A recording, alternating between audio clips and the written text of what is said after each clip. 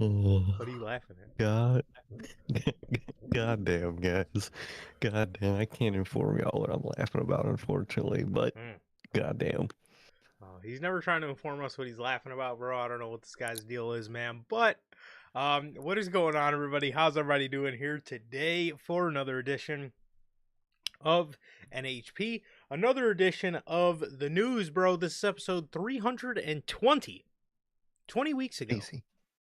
Which, damn, yeah, that was early It does not, January. And that doesn't does feel... not feel like 20 weeks. Yeah, not at all. I feel like we... Fuck. I feel like we were, like, just doing episode 300. So, Yeah, kind of crazy. crazy. Fucking 320 already, man. That shit's wild.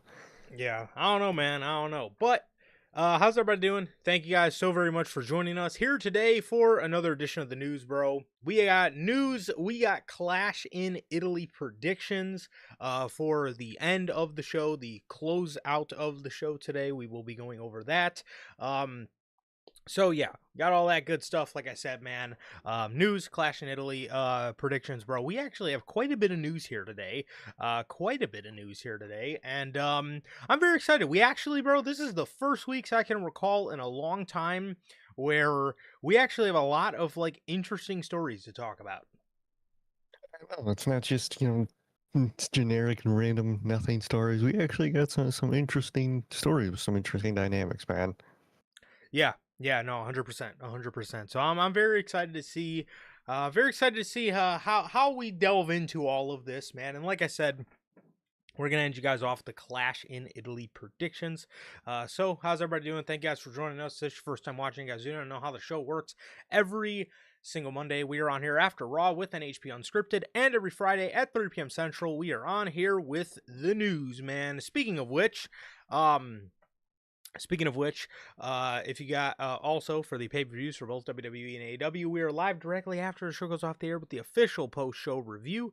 With that being said, like I said, we'll be live for Clash in Italy this Sunday. The show's about 1 Chicago Central Time, so knowing WWE, the show should be wrapping up around 3:30, 3:45-ish. So we should be on around 4:30 directly after the show goes off the air.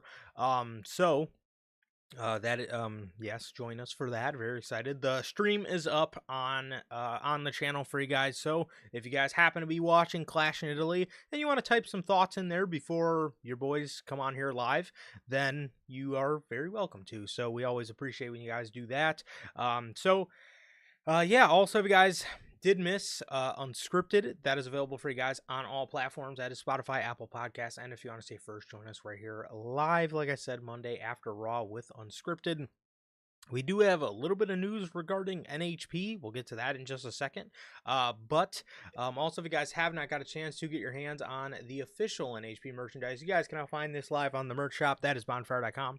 Links at the top of the description of this very video, man, where you get the brand new Slept On design, as well as all the other OG designs live on there as we speak. Again, that is bonfire.com. Links at the top of the description of this very video, man. Also, if you guys have not got a chance to get to know your boys here at NHP, I am Johnny, one half of the host of this very show. And as for the other half, we got my man Sir K here. Sir K, go ahead and let the people know what it is you are smiling about today. I don't know if I can answer that, but I am here with you guys, man, and it's Clash weekend, man. I'm excited for the weekend. I'm excited for, Clash in a way. And it looks like there are going to be some good things on there, man. It looks like there's probably going to be some bad things, some annoying decisions on this show, but either way, it's looking pretty good, man. It's looking pretty good, and I think it's going to be a good weekend, man. So that's definitely the only reason that your boy is smiling, man. But I've been good. I've been doing good, man. Just been hanging out, chilling out, man, and just waiting for these weekends, man. Waiting for these weekends. Like Durante always asks, how's life? How's the family? Life's good.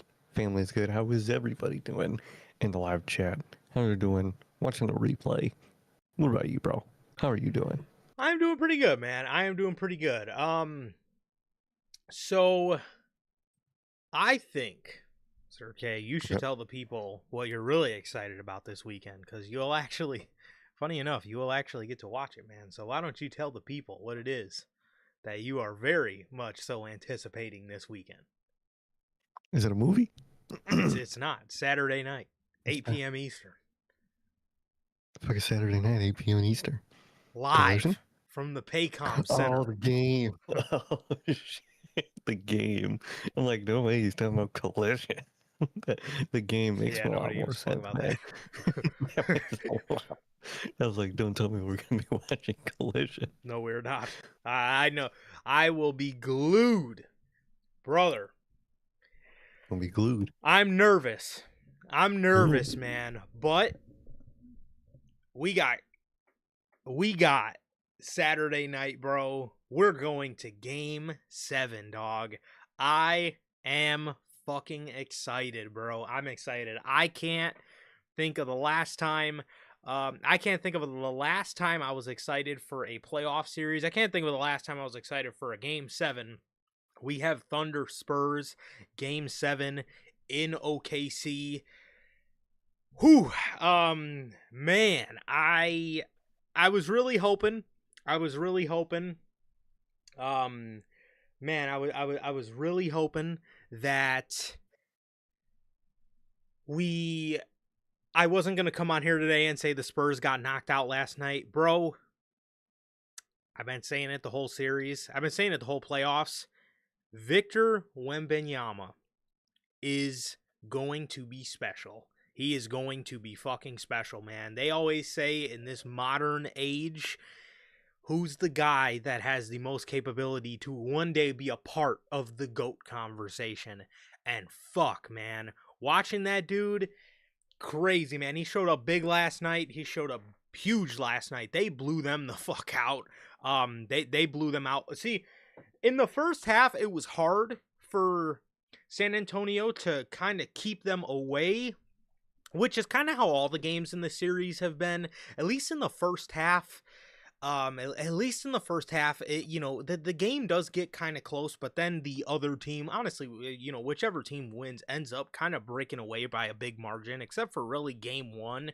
I would say last night, man, they blew them the fuck out, and man, I am fucking excited for tomorrow night. I am hoping we are here, us here at NHP, man. We're pulling for San Antonio. We're pulling for San Antonio in Game Exactly. 7. Although, unfortunately, my prediction says a little differently. I just have a bad feeling OKC is going to pull it out. I'm not doubting the Spurs, but it it's their home crowd. They're in OKC. It's hard for OKC to lose back to back. I don't know, man. I don't know, but I'll tell you what. These games are where legends are made, or where they fucking crumble. So, not really. He's only in his 3rd year, but I'm just trying to hype this shit up. I don't But think his career is going to He doesn't get but this one. honestly, it could be a start, right? Or it could be a start. Every pretender has a start, Okay. you know. Hey, I don't want to be a pretender. Don't want to be a fake demon, man. So Exactly, hopefully they win. exactly. But Don't hopefully, want a fake demon. hopefully OKC ends up being a bunch of fake demons, bro. But no, San Antonio had a great game last night. OKC struggled, which again also worries me, because when those boys struggle, usually the next game they come out hot, bro. So I don't know. Hoping for a Spurs victory, man, but we will have to wait and see.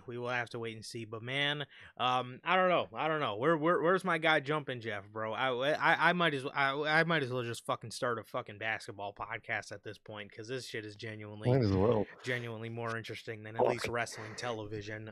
Thankfully we got a bunch of good stories here today for you guys. But no, man, I'm excited. I'm excited. So obviously the winner of this gets home court advantage in the finals, and then they play Jalen Brunson and his New York Knicks. So I'm excited, man. I'm excited.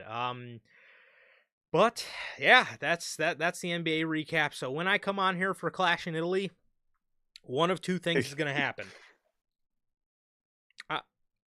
I'm either going to be really happy, so it's going to soften the blow of whatever Paul does at Clash in Italy, or I'm going to be really fucking pissed.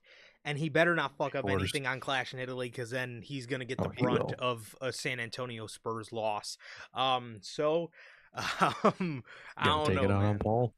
100%. He's the best for that. He really is. I love taking aggression out on Paul. I can't lie. Yeah. So, being that we're going to end you guys with the Clash in Italy stuff, we are going to start you guys off with AEW, but that also leads me to, as for you guys, how are you guys doing? Thank you guys for joining us, as always, whether you guys are in the live chat or in the Replay Mafia. How are you guys doing? And as Durante always asks, family's good. I am good. How about you? Durante, Logan, Bell. We got Jeffrey. We got the stats. And we got manager Logan in the chat. The stats says, "Hi, Johnny. Listening on the big TV."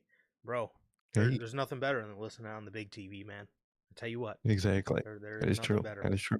I'll tell you what's going to be on my big TV tomorrow. All right?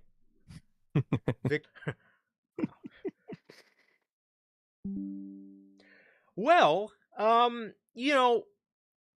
respectfully, I disagree. I think I think FTR's creative at time is fucking trash and repetitive, but WWE's always going to be interested, bro. They're AEW talents. They're one of AEW's biggest acts, and they're former WWE acts.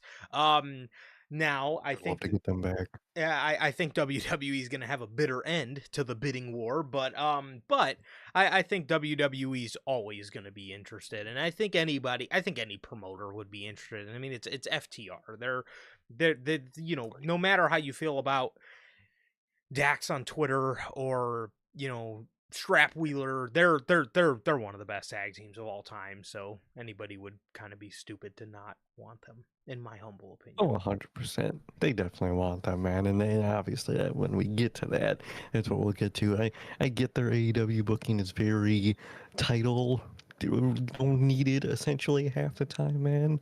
But that's really the only big problem those two have. I mean, Dax ain't even been that bad on Twitter from what I've remembered in the last, I think he did. I think he hasn't had Twitter for a minute, man. So, I mean, they've been doing good, man. I've been liking what they're doing. I actually have too. I actually see now when FTR were the tag team champions in 2023, I think it was that run towards the end of that when they were baby faces, but everybody low key hated them because Dax was just being Dax on Twitter. That era of FTR was insufferable. Once they turned heel and they started playing at the fact that a lot of the fans don't really take a liking to them, it got a lot better. It helps. It got good. It helps. So, yeah, but let's see, man. Geez, what to start with for AEW, man? What do you want to start with, man? He's frozen. He's ice cold. Wow.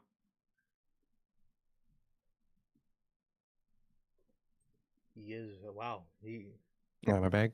Oh, I can hear you, but you are. We got a still shot. Yeah, shit. Hold on. Wait. Hold on. God damn it. Okay, I'll unplug this goddamn thing. There we go. Hold on. Okay. And unplug and replug it. He's going through some technical difficulties right now. I don't know what that was. OBS. It's always OBS. Yep, there it goes. Hold on, I'm about to be back. No, you're good. There he is. All right, man. What do you want to talk about first with AEW, man? AEW. We could talk about. We could talk about maybe the New Japan stuff. Okay. All right, man. AEW, according to, let's see. according to AEW, they have announced AEW content will no longer be broadcasted on New Japan World in Japan following the conclusion of their current contract on August 31st, 2026. New episodes of Dynamite and Collision will stop being added in June. Honestly, man, I think this is a product of that myaew.com. I think we're starting, we've obviously heard about, we've heard about the lawsuit with Triller, and pretty much everywhere AEW streams other than HBO Max, everywhere that they stream internationally, we're kind of hearing about it go away as they do move on to myaew.com. So if you are in Japan, or if you use a VPN and you watch AEW on New Japan World, it is no longer going to be on there. I wouldn't suspect it as anything of AEW and New Japan not working together, and everybody conspirizing that this could possibly them be New Japan going to work with WWE, and all these other theories that these people come up with. I don't think it's that at all. I simply just think it's AEW going over to their own streaming site, which is my AEW, and obviously we've known about it for a while. This is going to be their new international hub of all AEW, and something for everybody internationally to view AEW on. So I don't see it as AEW and New Japan cutting ties or anything like that. There's obviously still going to be Forbidden Door, so it's it's nothing. If they stopped cutting ties, I don't think if they stop cutting ties now, I don't think fucking Forbidden Door at the end of next month, in about a month, would still be happening. So I don't think it's anything to put the tinfoil cap on over, as I've seen a little bit of, unfortunately. Oh, dude, I've seen that shit hard, bro. I was thinking, is this the end? Is this the last Forbidden Door? Are they done working with the AEW? And I'm like, bro, no, that's not what it is. First of all, they still have those dual contracts out that has for damn near half these rosters. So those are still in play, and they're fucking signing new ones every week. So I would think they would have stopped like a month or two ago if this was New Japan's plan. I think it's like what you said, man. I think it's that AEW World or whatever their streaming service is called. I think that's what it is, man. I think they want to, take it off most of the platforms except their own to divert traffic to their own platform. I think it's a smart thing to do, and it's just the obvious thing that they're doing right now, man. I don't think nothing too deep is about this. I don't think, that their relationship is coming to an end and New Japan's gonna go work with WWE or nothing. It's simply just to get all their stuff on their own platform. Simple as that, man. For sure. So let's see. We got so that's the news for AEW not being on New Japan World anymore, following June for Dynamite and Collision, and at all after August 31st. So that is the news on New Japan and AEW. Speaking of AEW, obviously, bro, during a recent interview, I guess MJF shined a little bit of light on this guy's already laughing because he knows MJF shined a little bit of light on what could have happened with Malachi Black in AEW. Stay back. Yeah. Or in the words of Excalibur, Malachi back. Malachi back. Malachi back. So MJF, during an interview with Ariel Helwani, took a shot at Malachi Black following his WWE release and AEW return speculation. He says, "I'm glad we weeded a lot of the bad people out. And I think, obviously, that's Malachi Black." Damn. Sorry. I had to laugh, bro.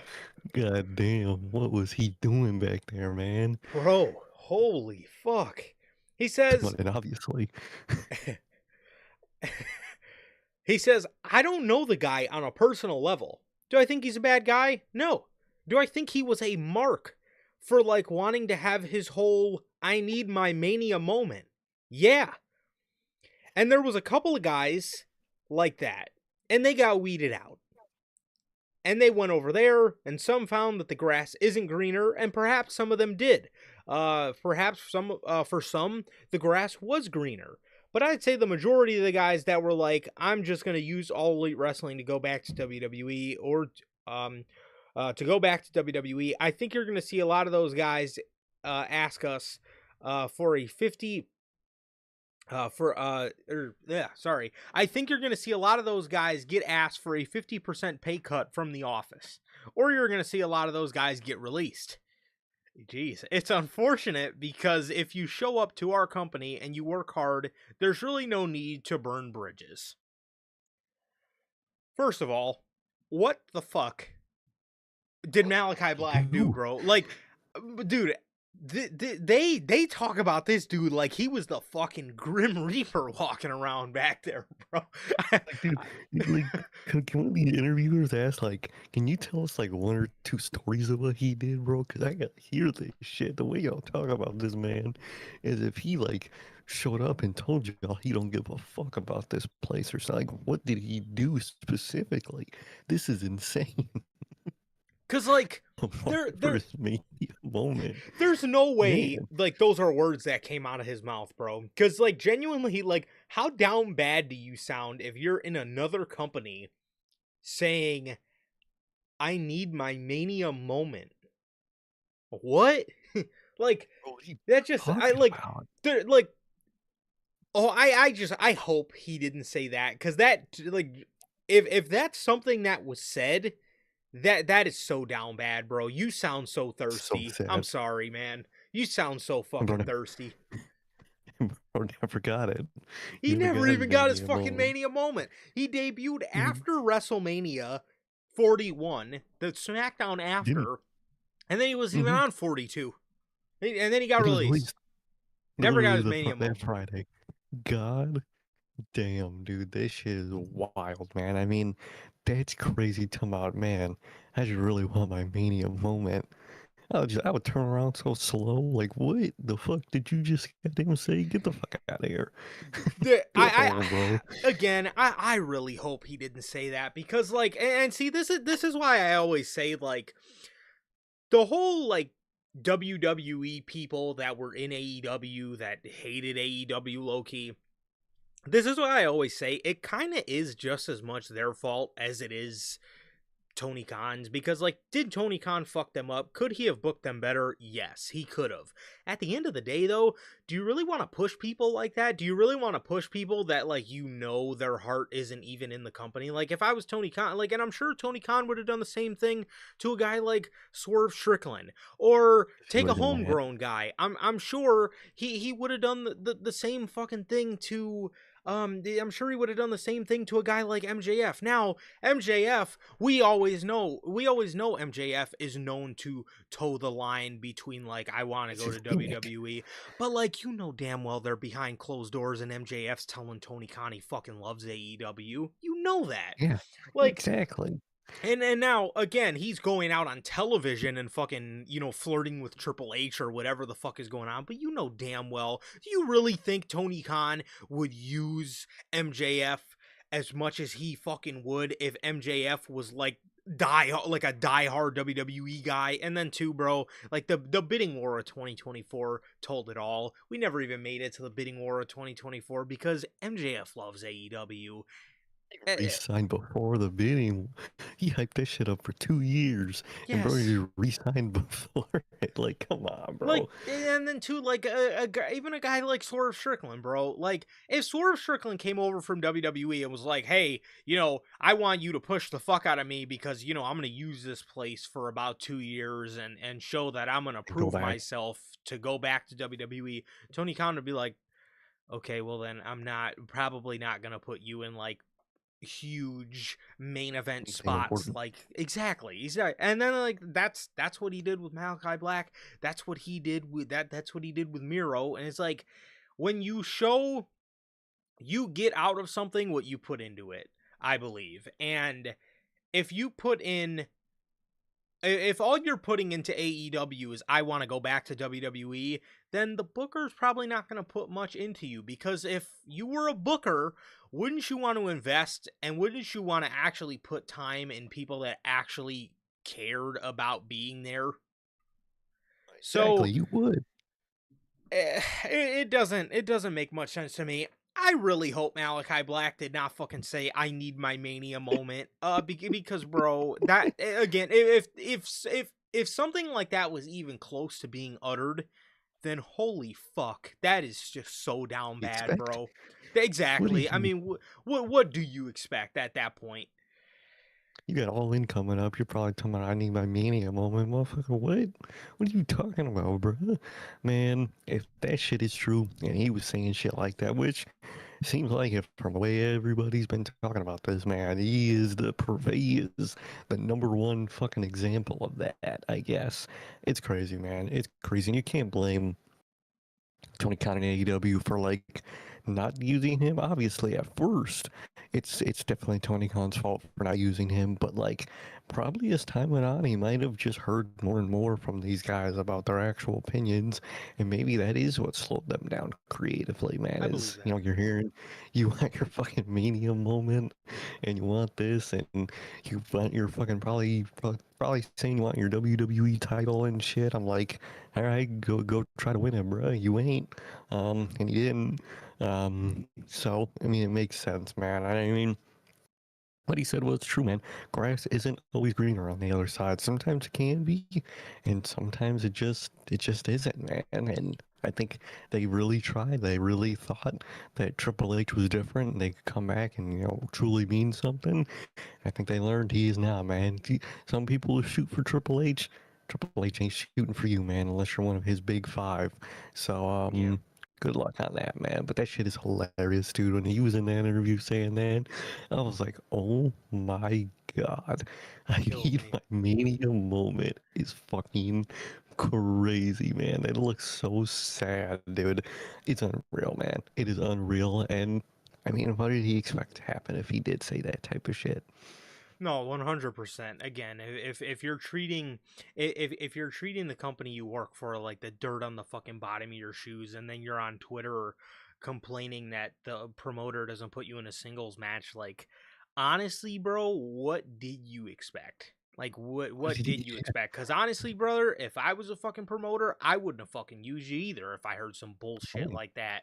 oh, I you've been straight enhancement talent for my guys. Oh, 100%. And now I get, again, if that's the level of stuff that was being said, I fucking get why he didn't put you in a singles match and he stuck you in a trios. Because, like, if I was Tony Use Khan, you. I would have done the same thing. Like, you're just gonna work here and be a fucking shooter for WWE. Like, look, if you want to have respect towards WWE and respect their game or whatever, want to keep your options open, but be respectful about it, like somebody like Powerhouse Hobbs did. You know what I mean? It's like that's one thing, bro. But it's like, again, to just be straight disrespectful back there is just kind of ridiculous, man. It's kind of Kind of ridiculous. crazy. Um.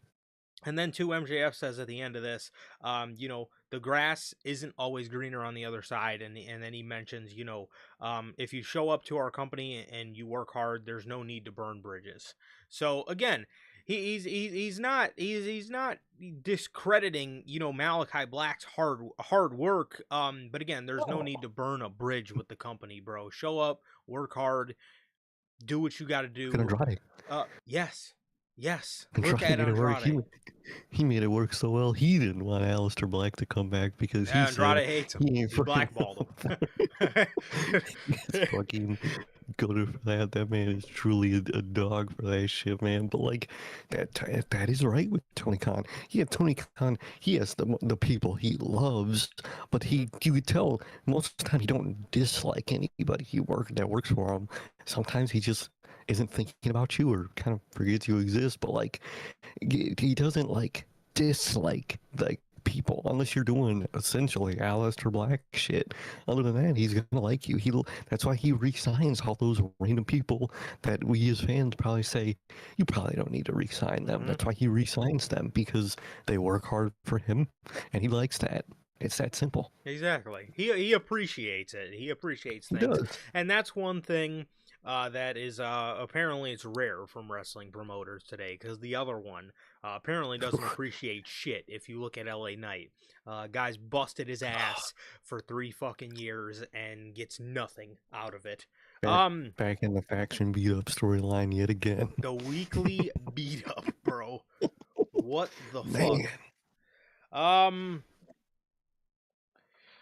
So, yeah, that is that is that is that. That is that. That is the news for apparently a little bit of light shed on Aleister Black, bro. We forgot the news, bro. We forgot the NHP news. Oh shit, we did. Oh I man, just God damn realized it. Okay, so this week's Raw is in Torino, Italy. We will not be live directly after the show. The show comes on from 2 probably to about 4:30. So we will be live with Unscripted earlier than usual. We will probably be live with Unscripted around 8 or 8:30-ish. We can't be live directly after Raw just because of scheduling, but around 8:30-ish or 8, we should be able to be live for Raw, or for Unscripted, I mean. And then news. News is going to have some temporary changes for a little bit. For the next couple of weeks, we will not be able to be live at 3. At least for the next 3 to 4 weeks, we won't be able to be live at 3. So we're going to be looking at a 12 o'clock start time, possibly a little bit earlier. We'll have to work. Well, if it is earlier, we'll let you know. 15-30 minutes earlier, 11:30 at the earliest. But just because of scheduling, I do have a lot going on personally. So it's gonna be around 12. We'll say 12 to start.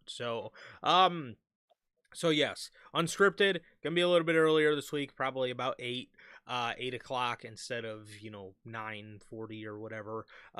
So we're gonna be a little earlier than usual for Unscripted. And then news for the next 3 to 4 weeks probably gonna be at about noon. So yeah.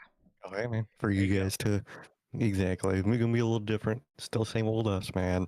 And exactly, man. Maybe you know what? Maybe that means shit won't drop right after we'll be fucking off air on Friday, man. At least we'll be off for a while and not like 30 minutes and then your shit drops. I certainly hope not. I certainly fucking hope not.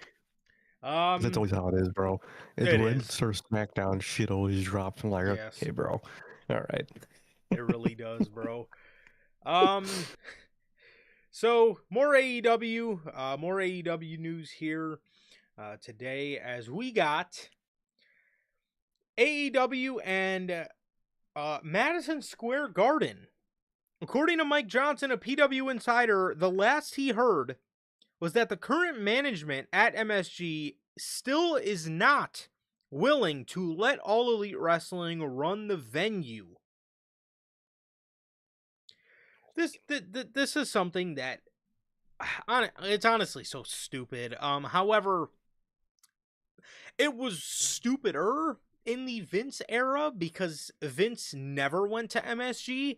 I can at least say now Triple H and Nick Khan and TKO, they do run MSG a lot. They run, but like if you talk about New York, Vince loved Barclays Center. I don't know what it was about Barclays Center. It's a beautiful arena, but he fucking loved it to the point where he never, ever, ever ran MSG at all. So I mean, I guess it makes a little bit more sense, but at the end of the day, it still is fucking stupid, to be 100% honest with you guys, man. I get that's like their OG home or whatever, but come on, bro. It's a venue, dog. Again, I get that's like their OG, you know, that's their territory house, but bro, please give me a break. Yeah, exactly. I'm in the same boat as you. Like, I get it from both sides. I mean, that is, where they were, in the early days in territory. They were always New York. They were always the New York company. Um, but man, it's just like you don't use the venue that much, and like out, unless you're a big wrestling fan, you don't fucking know that it only is ever WWE and MSG for wrestling Hmm. because you don't care, bro. So like only like the super marks know that and really even care. And most of us don't fucking care about that. I would love to see an AEW show over there, but you could tell it's just not gonna happen, man. Unfortunately. 100%. 100%, man. So that is the news for AEW, or I guess the lack of news for AEW and MSG, as it looks like it is still a no from the people over at MSG. Hopefully they get some new management and kind of nip that in the bud, because I would love to see. I think that would be dope for AEW to go to Madison Square Garden. I think Tony Khan, knowing Tony Khan, would probably put out a banger card for that one. So yeah. Oh yeah. So, MSG. so we are live. It's Wednesday. You know what that means? It's Saturday. You know what that means? We're live at MSG. No. Oh, sorry. We're live at MSD. I'm sorry, at MSG with AEW.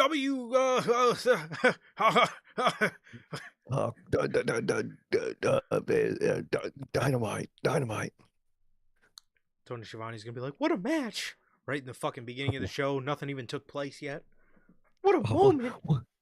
what a moment inside MSG. Oh, You know it. he's gonna God, I can't stand he's gonna him. be saying all type of stupid shit. What a What a moment in moment in the MSG. garden. We're in the garden. In the garden. Um. So let's see, man. More AEW.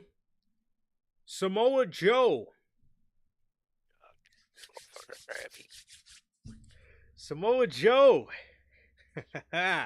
According to the city of Toronto, it has been confirmed Samoa Joe's time off from AEW, which he told the ops that he was stepping away, even though he just came back. I don't even know what the fucking point of bringing him back was. I don't know what the point of coming back for like fucking a month and a half was, but Literally. alright. Joe's time off from AEW will be for the third season of Twisted Metal. He is set to film next season between June 15th and August 26th. So he's going to be gone as Sweet Tooth for about 2 months. As anybody that knows me knows what's up, bro. They know this is my favorite. This is my favorite time, of Samoa Joe news. Whenever we hear about Samoa Joe, taking some time off to film Twisted Metal, completely excusable to me, man. Completely, he gets his time off request approved. If he's going to film Twisted Metal, I'm all for it, bro. I am excited. I am excited for Twisted Metal Season 3. I'm very excited for it. I think the last one he went to film in the fall, and it came out in the summer. So I don't know if we're going to get Season 3. I don't know if they're going to hold it off until all the way until next summer, or if we're going to get it early next year. I know the director has been on record saying that he's got plans for seasons 4 and 5, and I honestly think that's honestly, I'm gonna be 100% honest, bro. That's the only reason why I keep Peacock. That's the only reason why I still have Peacock, is because of Twisted Metal. It's absolutely one of my favorite series. I think it's such an underrated series. If you guys like haven't watched it, or even if you guys aren't familiar with the series, bro, it's still a great fucking watch. Now, I played the games when I was a kid, so I'm familiar with it. But it's a great fucking watch. They did a phenomenal job with season 2, and they teased a lot of good stuff for season 3. Does make sense he's gonna be gone for quite a bit, because I think he's going to be a focal point of season 3, which they almost killed him off in season 2. I thought they were about to, but obviously they ended up not doing it. But it seems as if he is going to meet his dad. He even let him meet his Oh dad. shit. He's gonna be Yeah, Dax. Oh shit. yeah, exactly. So he's going. He's. It looks like he's gonna be going to meet his dad, Mr. Sweet Tooth, and we get to see Anthony Mackie, John Doe go after Calypso, bro. So I'm excited. I'm excited. It's gonna be good, and I'm excited. This is my favorite. This is my favorite time of year, man. This is my favorite. Well, this is like my favorite time of like bi-yearly news. We get this news about once every 2 years, and I'm always excited to hear it, man. I think they're gonna keep getting renewed, man. I think Peacock's very happy Yeah. with it, and I'm very happy with it. So keep taking time off, Joe. It's all good. Exactly. Keep taking time off. It's all good, man. Johnny's all cool with it, man. Johnny's all cool. I'm cool with it, man. So go film your show, man. And yeah, man. No, Good for Joe. it's not like the ops are Good doing for the. anything. I was saying the ops mean essentially nothing, anyways, man. So he's really not missing fucking anything of importance, man. That group They got fucking blows they now. got they They got got fucking Hook, Shit Bada, and fucking Anthony Mackie running around, or Anthony Bowens, not Anthony Lee Mackie, Mackey. Anthony They Bowens got running around. It's probably they better got Samoa Mo. Joe's away from them anyway. It probably is, man. Fucking that fucking pre-show match. They literally just pounded on fucking Mullins in like 2 minutes and whooped his ass and fucking packed him up. It's brutal. That group has been fucking brutal. Hook should have went to NXT a year ago. Fucking Shibata. I'm not a big Shibata guy. Never was. And Anthony Bowen should be in his actual tag team, man. So I don't think Samoa Joe is gonna be missing much. Yeah, he's definitely not. He's definitely not. Definitely more productive being Sweet Tooth, if I do say so myself. So, yeah, there you go. So our final bit of AEW news for today, we got the we finally got the announcement that we've all been hearing about for a very long time. As you can see on your screen, AEW has finally announced the long-awaited announcement of AEW Redemption.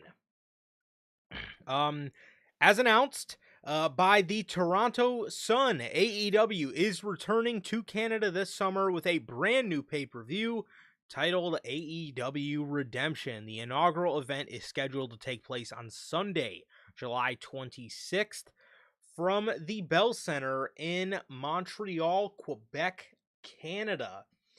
As you can see, I thought they were going to base this around Adam Page. I thought we were going to see more of like a Red Dead Redemption theme to this, but we're actually getting more of like a French looking chrome design, which has got a lot of people thinking that this is going to be based around Kenny Omega. A lot of people were also conspirizing about the M in Redemption. Kind of looks like a double M. A lot of people think we'll see the return of Mercedes Moné here. Either way, although I would have loved the Red Dead Redemption theme, I actually fucking love this. I think this is a great. I think this is a really good. I think this is a really good theme for the show. I really like the white and the blue, like I said, with like the French kind of Canadian kind of theme to it, man. Pretty dope, man. Pretty dope. I'm liking it, and I'm excited to see what they put together for the card. I am. I'm very excited to see what they put together for the card. I love the logo. I love the theme. Like you said, I thought it was going to be Red Dead theme. I'm sure they're probably saving that in their pocket if we're being honest, man. This one, they're going with a very, fancy Canadian French theme, and I like it. I like it a lot. I could definitely see the Mercedes element, and I could definitely see the Kenny elements, man. Especially with how much they've been teasing all those Kenny and Will interactions backstage. Maybe I could see them doing something with that, and I don't know. I wouldn't be shocked if they do go that route, man. But either way, man, looks like it looks good. The theme looks good, and it's an AEW pay-per-view. I'm sure the actual show itself will be good, man. So I'm interested to see who are the big redeemers on that show, man. 100%. 100%. So with that, this is the announcement that we have finally gotten for AEW's newest pay-per-view, which is going to be coming in July, man. So I'm excited for Redemption, excited to see what they put together for it, man, and yeah, very excited to see what they got. So that is it for AEW, man. Moving on to some non-WWE related stories before we move over to the WWE stuff. Progress Wrestling. According to Progress Wrestling, they have put out a statement announcing that Big Damo, or as we know him, Killian Dane, and Nikki Cross have purchased Progress Wrestling. The statement says, "We are delighted to be the new co-owners of Progress. We both started in the UK and Ireland and fully believe this is the host to the greatest talent pool on earth. And Progress is well positioned to showcase this generation, the next generation. We would like to thank Martin Best and Lee McAteer for the wonderful, for being wonderful custodians and bringing new levels of professionalism to our industry. They steered Progress after a worldwide pandemic, created an incredible wrestling network in Hooked on Wrestling TV, and created a phenomenal working partnership with Pro Wrestling Noah in Japan, Defy in the USA, and showed ambition and incredible drive to give us multiple talented men and women visas to compete in the USA. And opportunities in so many other countries. Our job is to guide Progress through the coming years, identify new talent, and integrate them with the current phenomenal roster. I'm proud to say that we have some of the best wrestlers in the world performing for us right now. Our men's world champion, Cara Noir, and Charlie Sterling are performing at our highest level. Our tag team champions, Luke Jacobs and Ethan Allen, are two of the best wrestlers in the world under 30. Our women's division is the host to some of the best women's wrestlers live. Women's champion, Alexis Falcon, Riho, Kanji, What the hell? Emerson Jane, and so many. That's not AEW Riho. Oh, it's another one. It's Okay, I was spelled gonna say, what the differently. hell? Yeah. Oh, And so many more. We also have Hollywood actor Paul Walter Hauser regularly walking the Hollywood red carpets with his Progress Proteus championship belt. Then there is Gene Money, Charles Crowley, and former WWE star Axel Tishker, Holly Barlow, Simon Miller, oh shit! I know. I know him. I know him too. Man like DeReese, Spike These are some Trivet, and Lycos Jim, and so many more. What in the fucking Performance Center? Now, some of the names were normal, but I don't know what happened towards the You end got there, to the bro. end there. Let's say to the end there. We got Glucose Jim and fucking Doris. I don't know if they're talking about the zombies map or a guy. Who is Axel Tishker? That sounds familiar. Isn't that Alexander Axel does, Wolf? huh? Oh, that might be. Yeah, that might be Wolf. That might be. That's I forgot crazy. about that guy. I think it might be him. I'm pretty sure Axel Tishker is him. So, Killian Dane and Nikki Cross, which obviously are husband and wife, have purchased Progress Wrestling. This came as a complete shock to me because I thought WWE owned Progress. I really did. apparently they didn't. Apparently they just probably just More stole from talent. them. But regardless, I mean this is good, man. This is good. Obviously, Nikki Cross just got released. Damo's still working the UK Indies as far as I'm concerned. Kind of crazy that no major promotion ever picked him up ever again, but that's neither here or there. I'm glad. This was just his goal. Yeah, I'm glad that they, I'm glad that they were able to purchase a place that obviously they cut their teeth at, and they want to do better for it and continue to help it grow. You love to see people giving back to the wrestling business, man. So very dope, and I hope they do great things with it, man. I hope they do great things with it and continue to have a great talent pool and continue to rebuild the UK scene. Yeah, exactly. I hope they can rebuild that scene, man, from the mix of WWE taking talent and the speaking out movement. The UK scene kind of destroyed itself for a Yes, long time there, man. but hopefully, literally, I remember, I literally all but like 9 dudes survived that fucking that time, dude. It was crazy, and like those are like all the ones in WWE and AEW right now. It's fucking wild. They had some But either way, monsters too. they had They monsters had that God, they that had that they Dane. did it. They had Dane, they had Walter, they had all the Imperium guy, they had Kaiser, Mm-hmm. Alexander Wolf, Will Osprey, Bea Priestley, Tony Osprey. Storm, Jordan Devlin, they had all the Gallus guys. They had Pete Dunne and Tyler Bate, Trent Seven. I mean, they had a It's fucking monster that scene, bro. that scene was insane at the time, and Hmm. then it ended up crumbling, man. It ended up crumbling to the due Yeah. to their own decisions. But nice to see that it's on the way back, man. Two trusted people, Nikki and Killian Dane, two great people.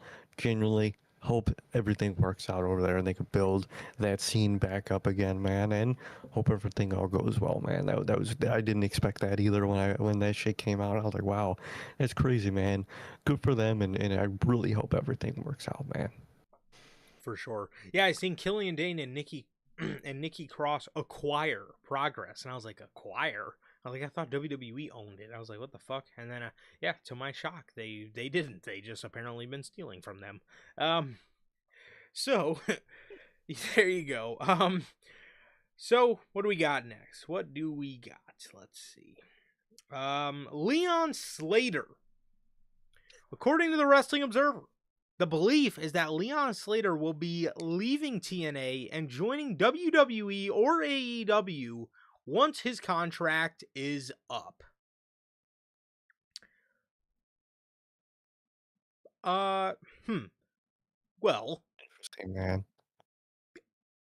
I am even shocked. I was even shocked to kind of hear that AEW was on his list. I thought that WWE for him just kind of seemed like a bit of a foregone conclusion that he was going to go there, but apparently not.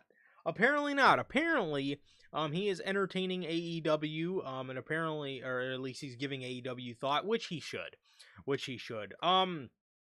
There's obviously there is a lot to think about if you're Leon Slater. If you look at a guy like Javon Evans now, Javon Evans is still young as fuck and has a lot of time. He has nothing but time on his hands, and I'm not saying just because of how they're treating Javon now doesn't mean that it's going to get better. However, if you look at kind of the way people like speak about Javon, I could definitely see how that would cause some concern for Leon Slater because he is a smaller guy, just like Javon, and he is a young guy, just like Javon, and all you hear from Javon is how WWE, how young he is, and you hear all these old timers that are, in cahoots with WWE. They all say, Javon could be a world champion in 15 years. And it's like, I could see why somebody like Leon Slater isn't going to want to fucking waste his time and wait around 15 years. Now, do I think Javon Evans is going to have to wait 15 years? I certainly fucking hope not. But I again, hope. if you look at how slow Triple H moves. The guy hasn't even put a world championship on Braun Breaker. The guy doesn't know what to do with Obafemi. Apparently, he doesn't know what to do with fucking CM Punk either. So it's like, I get it. I get it. And again, in AEW, does his style just match AEW more? Is WWE gonna let him be Leon Slater? Is the real question. So and it's only the smart thing of him to give both companies at least a thought.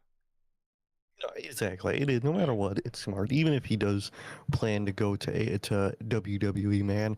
I mean, just telling them that AEW is interested in you and they gave to you with some type of offer, that's gonna bump you up financially, probably creatively. That's just a smart thing to talk to the other wrestling company, man. That's always the smart thing business wise, man. And maybe he does have some concerns, man, because that is, a problem Triple H has. Triple H has. He moves at a fucking snail's pace, especially for younger people, man. I mean, look at Evans. I mean, he's great. People love him. He's really cool. But all you hear on commentary, all you hear from fucking Cody Rhodes on his little fucking podcast is, all these young guys, man, they're great. I can't wait for them to win a world title in 10, 15 years, man.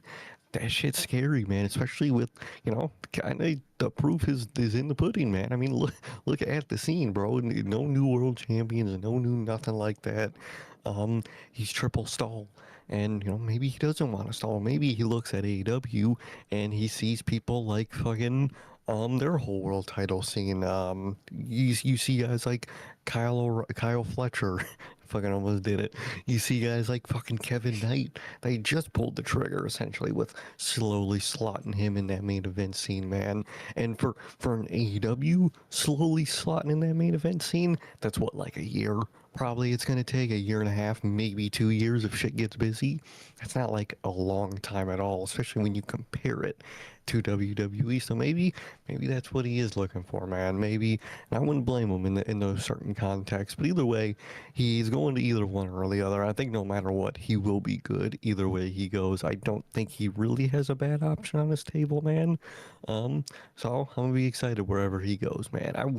I was really thinking WWE, but one thing you mentioned when we first saw the story, man, is like they stopped talking about him a lot on WWE television because they were because of the TNA stuff, man. Yeah, like Maybe shut up it's about just him. and now they don't like talk about him at all. So maybe that's another hint at what might happen. But either way, wherever he goes, I think he's gonna be great, and I'm excited to see where he goes and how he does, man.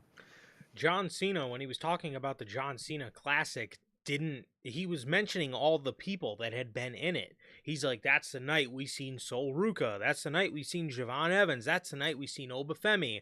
Hey, there was another young guy on that show, John, and it was Leon Slater. He was on that show. Also, wouldn't the idea of going to WWE just for them to put you in a tag team with Javon Evans kind of scare you too if you want to be a singles guy? Because It they would totally. they made them like on-screen friends, and then they put them in a tag team match at Saturday night's main event, and damn fucking well Triple H don't know what he's doing with Javon Evans. You could see it already. Now again, that's not to say he's not going to eventually figure it Completely out when, lost.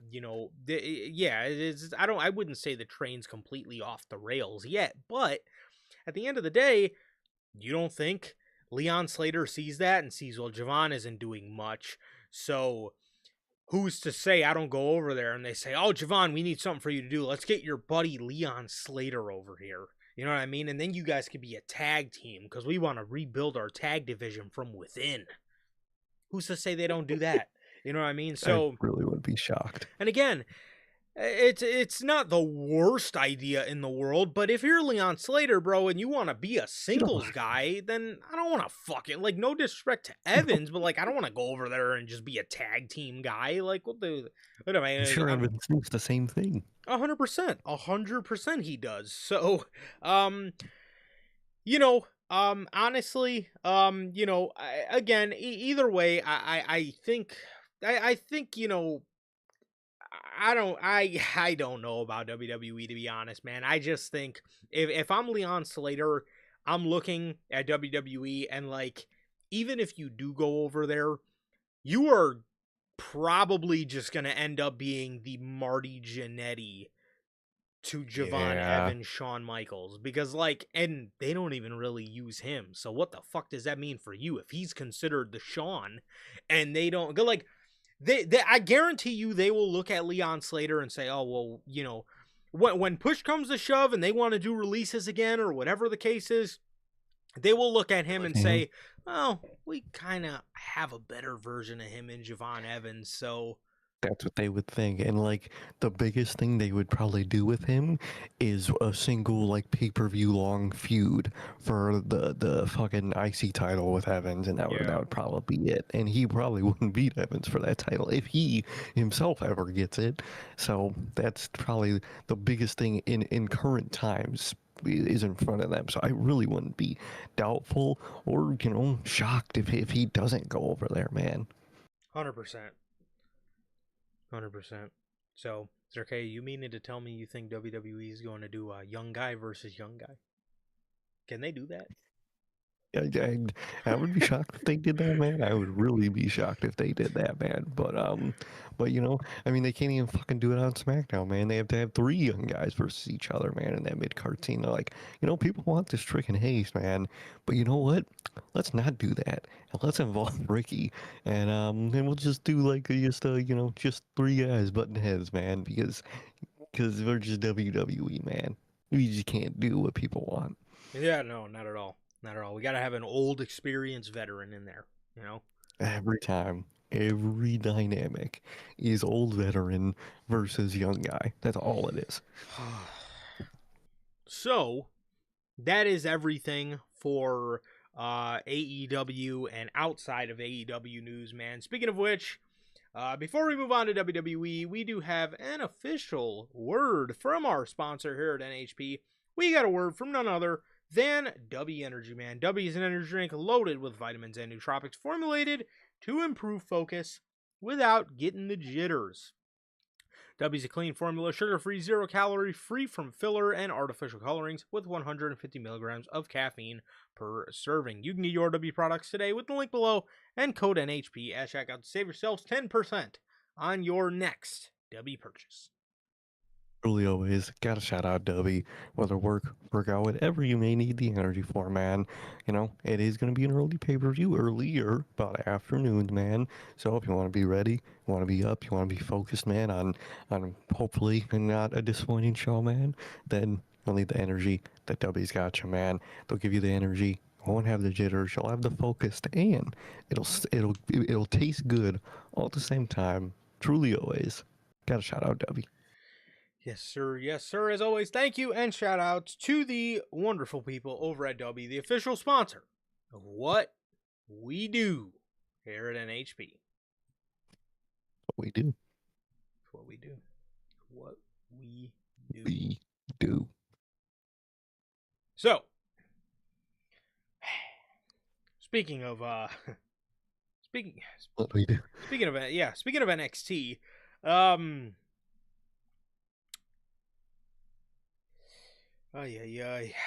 it just, according to Dave, according to Uncle Dave, NXT. The current plan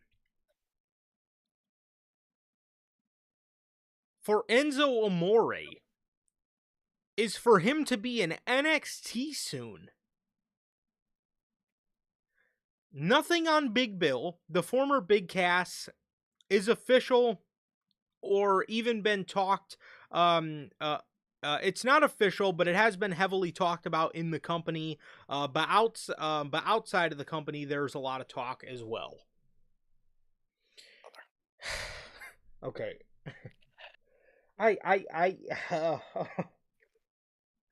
With these people, bro. So I feel like it's just to stall until they get, you know, Big Cass, Big Bill, but like, just don't have them on TV then. Yes.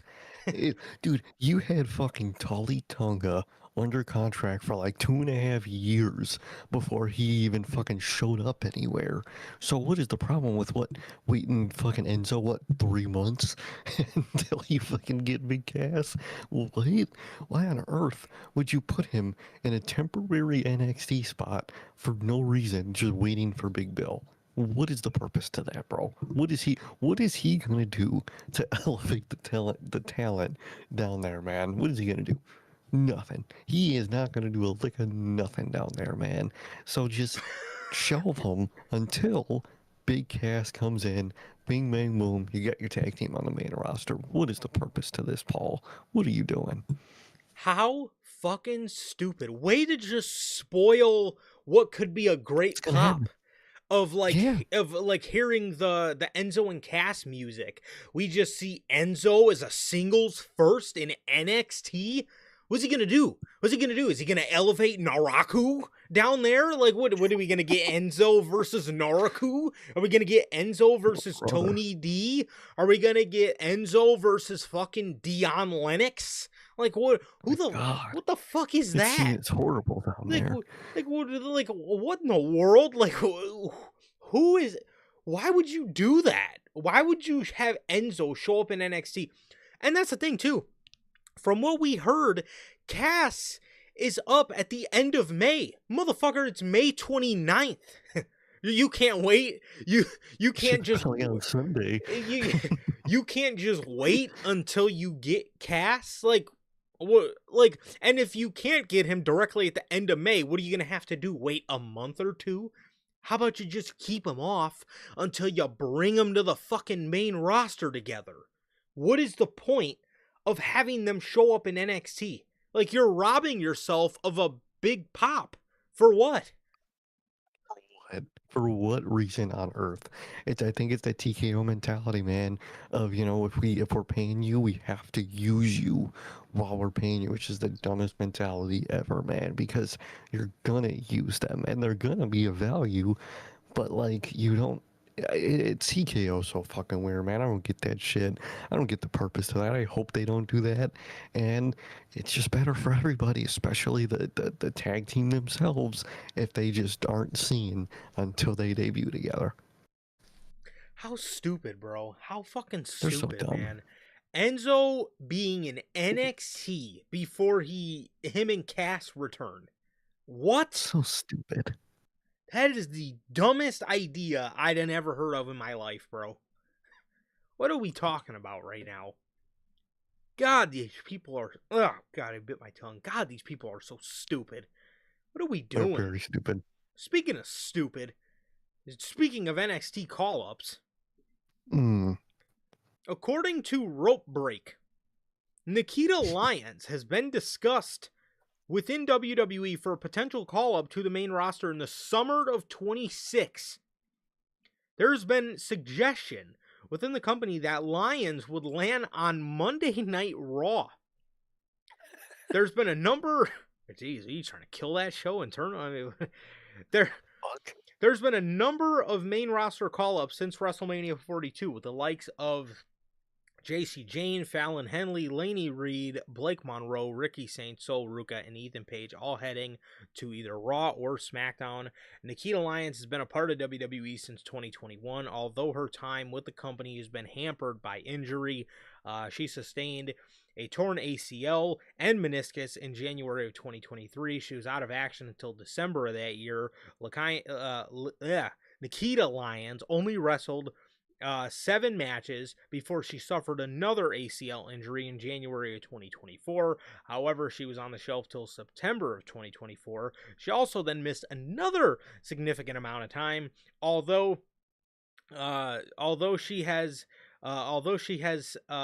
seldom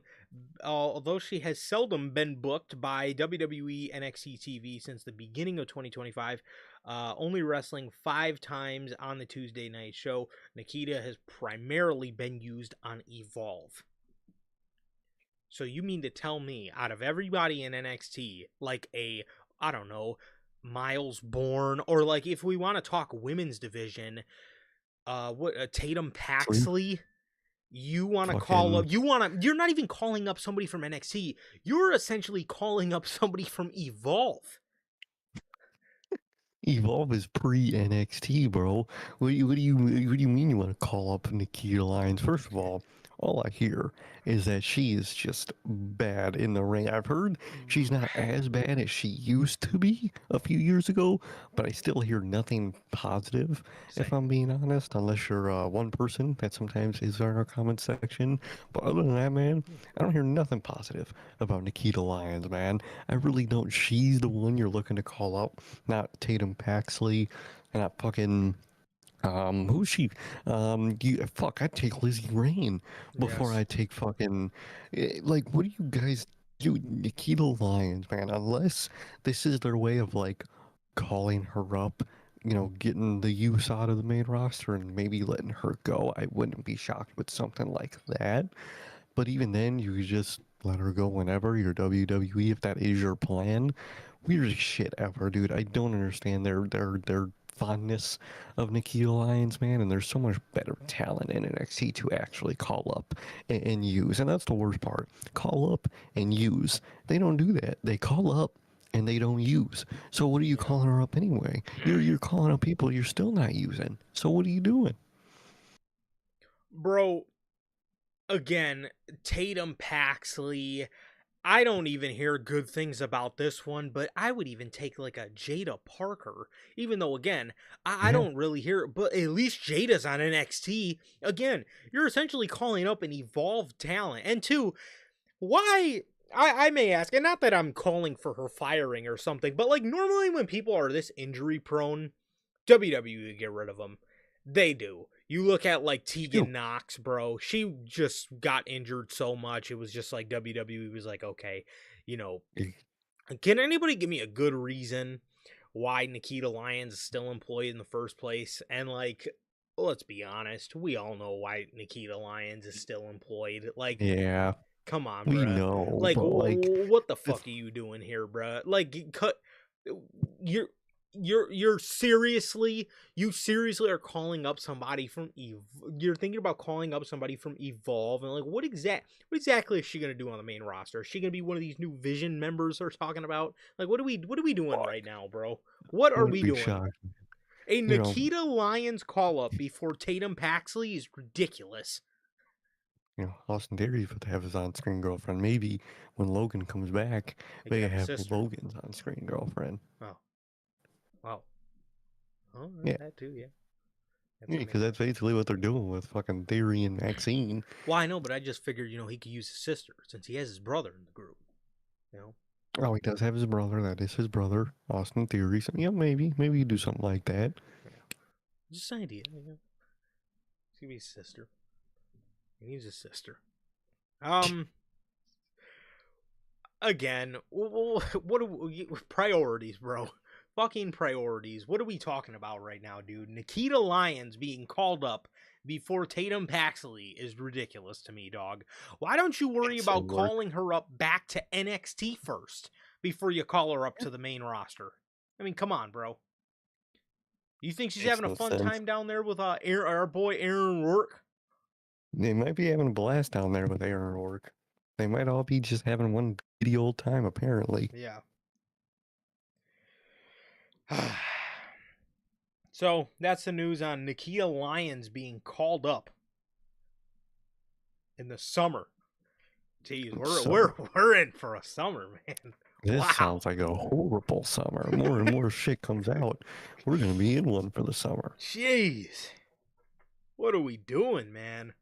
Um so let's see, man. We got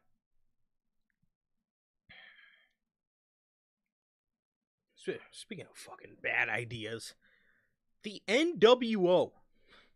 Goated story right here, guys. I seen this and I couldn't not talk about this, bro. This shit is one of the greatest things I've ever heard in my life.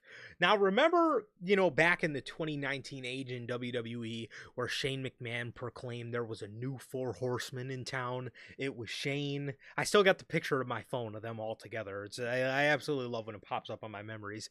It was Shane. I'm assuming he was Ric Flair. I mean, Assuming. and then there's Drew McIntyre and FTR, bro. What is that? And Four and horse? and and Shane said to the group one time that they remind him of a new Four Horsemen. I know they were just looking at him like, huh? Okay. Yeah, man. It was funny too because Yeah. when Dax was telling the story, the way he the way he said like the way he described him reacting to it, he was just like, "Oh, I didn't really see it like that, Shane, but man, I really appreciate it." Hilarious, bruh. Fucking hilarious. So we were gonna This is have 2019 in WWE for you. literally in 2019, we were gonna have the Horsemen and the NWO back. Can't make their Former return, man. former WWE writer Chris Dunn. Now remember, they were originally going to bring the NWO back for, I think, the original Cena heel turn. They were going to have him resurrect the NWO. Now, who was going to be in it? Probably not Alex Riley, but anybody else, probably. No, he did not fuck with Alex Riley. So, former WWE writer Chris Dunn revealed a scrap WWE pitch that would have seen a new version of the NWO be formed with Sheamus, Cesaro, Shinsuke Nakamura, and Lars Sullivan. Brother. What is that group? Like, all right, you look in retrospectively, and I'm thinking, Death Riders, Claudio, all right, you do him right, he could be in that type of group. That's damn near what heel Death Riders were, in a way. So you know what? Claudio, for me, gets the pass. Now, at the time, he was still Cesaro, so probably not, but Shinsuke Nakamura, and then the best one, the best member, dude, Lars Sullivan was gonna be a member of the NWO. That fucking the whole dude whose gimmick was a weirdo freak was gonna be a part of that, and he was lurking. Like, dude, he was gonna be in that group. All the people you have, and you were gonna put Lars Sullivan in that group. Dude, time out. Goated. Do you remember those fucking vignettes with Lars where he would be talking to Michael Cole about how the kids would bully him? Yes, bro. He would be talking, and they would laugh, and they would sing, freak show. And bro would just be seething. That shit was goated, like, bro. And then one day at recess, no one ever seen him again. Like, dog, are you confessing a murder to us right now, bro? Did you shoot that bitch up, bro? Like, what the so fuck? Canonically, he done shot that bitch up and murdered that, bro. In wrestling kayfabe, Lars Sullivan shot up his school. That's what you're telling me, bro. That's what the segment just told me, bro. And then Michael Cole will be sitting there fucking shivering, fucking terrified, goated, horrible. And then the lurking vignettes of the edits, bro, of him just peeking over stuff. Goated, dude. Goated. His main roster run was unbelievably bad in the best way possible. It was terrible, dog. It was fucking terrible. He says a lot of ideas were thrown against the wall. No way. It was discussed at one point bringing back the NWO, a new version. The pitch was Sheamus and Cesaro with Nakamura. So that's basically the Artist Collective mixed with the Bar. And adding Lars Sullivan. It was really close to happening. This shit would be like the most. This would be up there with the dog food segment as like what was 2019 WWE. He says, I forgot which legendary NWO member was supposed to fly to Orlando to introduce the new NWO. It wasn't X-Pac. Essentially, they landed, they didn't pass the COVID test, and they were going to debut it, and it was figured out, and it was going to be figured out as we go. This was when TV was held at the PC. Wow. do you see why people like appreciate Bailey and Sasha? Do you also see why people, at least I appreciated like Bray Wyatt? And now a lot of people shit on the Fiend. They said he was dead in this time, but like, do you understand how much I appreciated like his cinematic creativity during this time? Because we had shit like this being thought of on the show. We had remember You'll be introduced. remember when like weren't the Forgotten Sons like fucking like weren't they like super high on them at the time? Fucking loved them at the time, dude. Because Oh, who was in that group? It was the one dude Riker, who's in TNA Steve now. Cutler, Uh, and Steve Wesley Blake, Cutler, Wesley Blake. Yeah, and then it was Jackson the Riker. the, the Jackson, right, the Yep. racist guy. Yeah. Yeah, Yep. that's Do fucking unto others. wild, dude. Oh my God, they're man, which is so funny, bro. Because anytime I think about the Forgotten Sons, all I remember is that era where they were just on NXT live events, Yeah. and we were like so interested in that group, and that NXT song went so brazy, and then they went to the main roster, and they were due on to others, and I guess Jackson Riker kind of took that shit to heart, man. So, He man, did. that shit was rough, man. That was. But they loved them at the time, dude. Hmm. They did. They certainly We're fucking gonna have did. we might have gotten Forgotten Sons versus NWO. You know, we would have we would have got Forgotten Sons versus the Lucha, or I'm sorry, the NWO versus the Lucha House Party, or NWO versus New Day. They were big on oh, SmackDown at the time. bro, what was that era, bro? And Oh again, I go back man, to what I said. Why would the NWO be introduced? The whole point of the group is that like they're rogue and shit. You know what I mean? Like, right, why would they be introduced right. formally? That negates the whole point to the group. What, dude? That would have been the cherry on top of the 2019 Sunday, It bro. would have. I It would have. Man, that shit would have been the best, worst thing ever, man. It would have been amazing. 100%, bro. 100%. But yeah, that is the news on the NWO. So for any of you NWO heads, man, you almost got your group back. Almost. And it would have been absolutely one of the most hilarious things I think Almost got known it to back. man. Um, Gunther. Gunther did a interview with they did an interview with No Contest Wrestling. He revealed why he brought back his old entrance music, Symphony Number 9. He says, and I quote, "Yeah, I actually wanted that again. When I joined the main roster, I had a new song, a new entrance music, and I liked it, but it felt very much WWE. I think my strong suit was always being different from everybody else. In that environment, I felt what I had before was a part of that. It made me stand out. Nobody's really using a classical piece."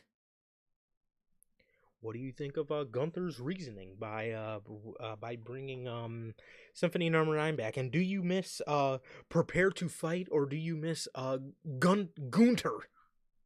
Gunter was the fucking name to his fucking. Personally, I didn't like that fucking theme, man. But Oh, I, come I, on, I man. totally get. But his analysis of it is the most perfect thing ever. It was just the most WWE thing in the world, and he understands that. I think we all understand, especially big Gunther heads like we are.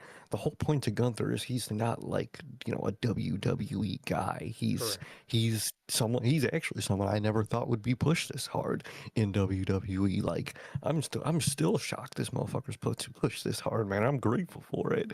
Um, and I think that is the whole point. And man, personally, and even in terms of just quality of the songs, Symphony Number 9 just hits, bro. The eeriness when it comes to Gunther, man, when that shit hits, I fucking love it, man. I love it. That shit's a hit, and I'm so glad he was able to bring it back, man. I'm glad they said yes to that request. I'm very glad, and I think it works out best, man. I think it fits him best. I think it makes him different, like he should feel, and I fucking love it, man. So I love that. No, 100%, 100%. I actually I was also not a fan of the Gunther theme song.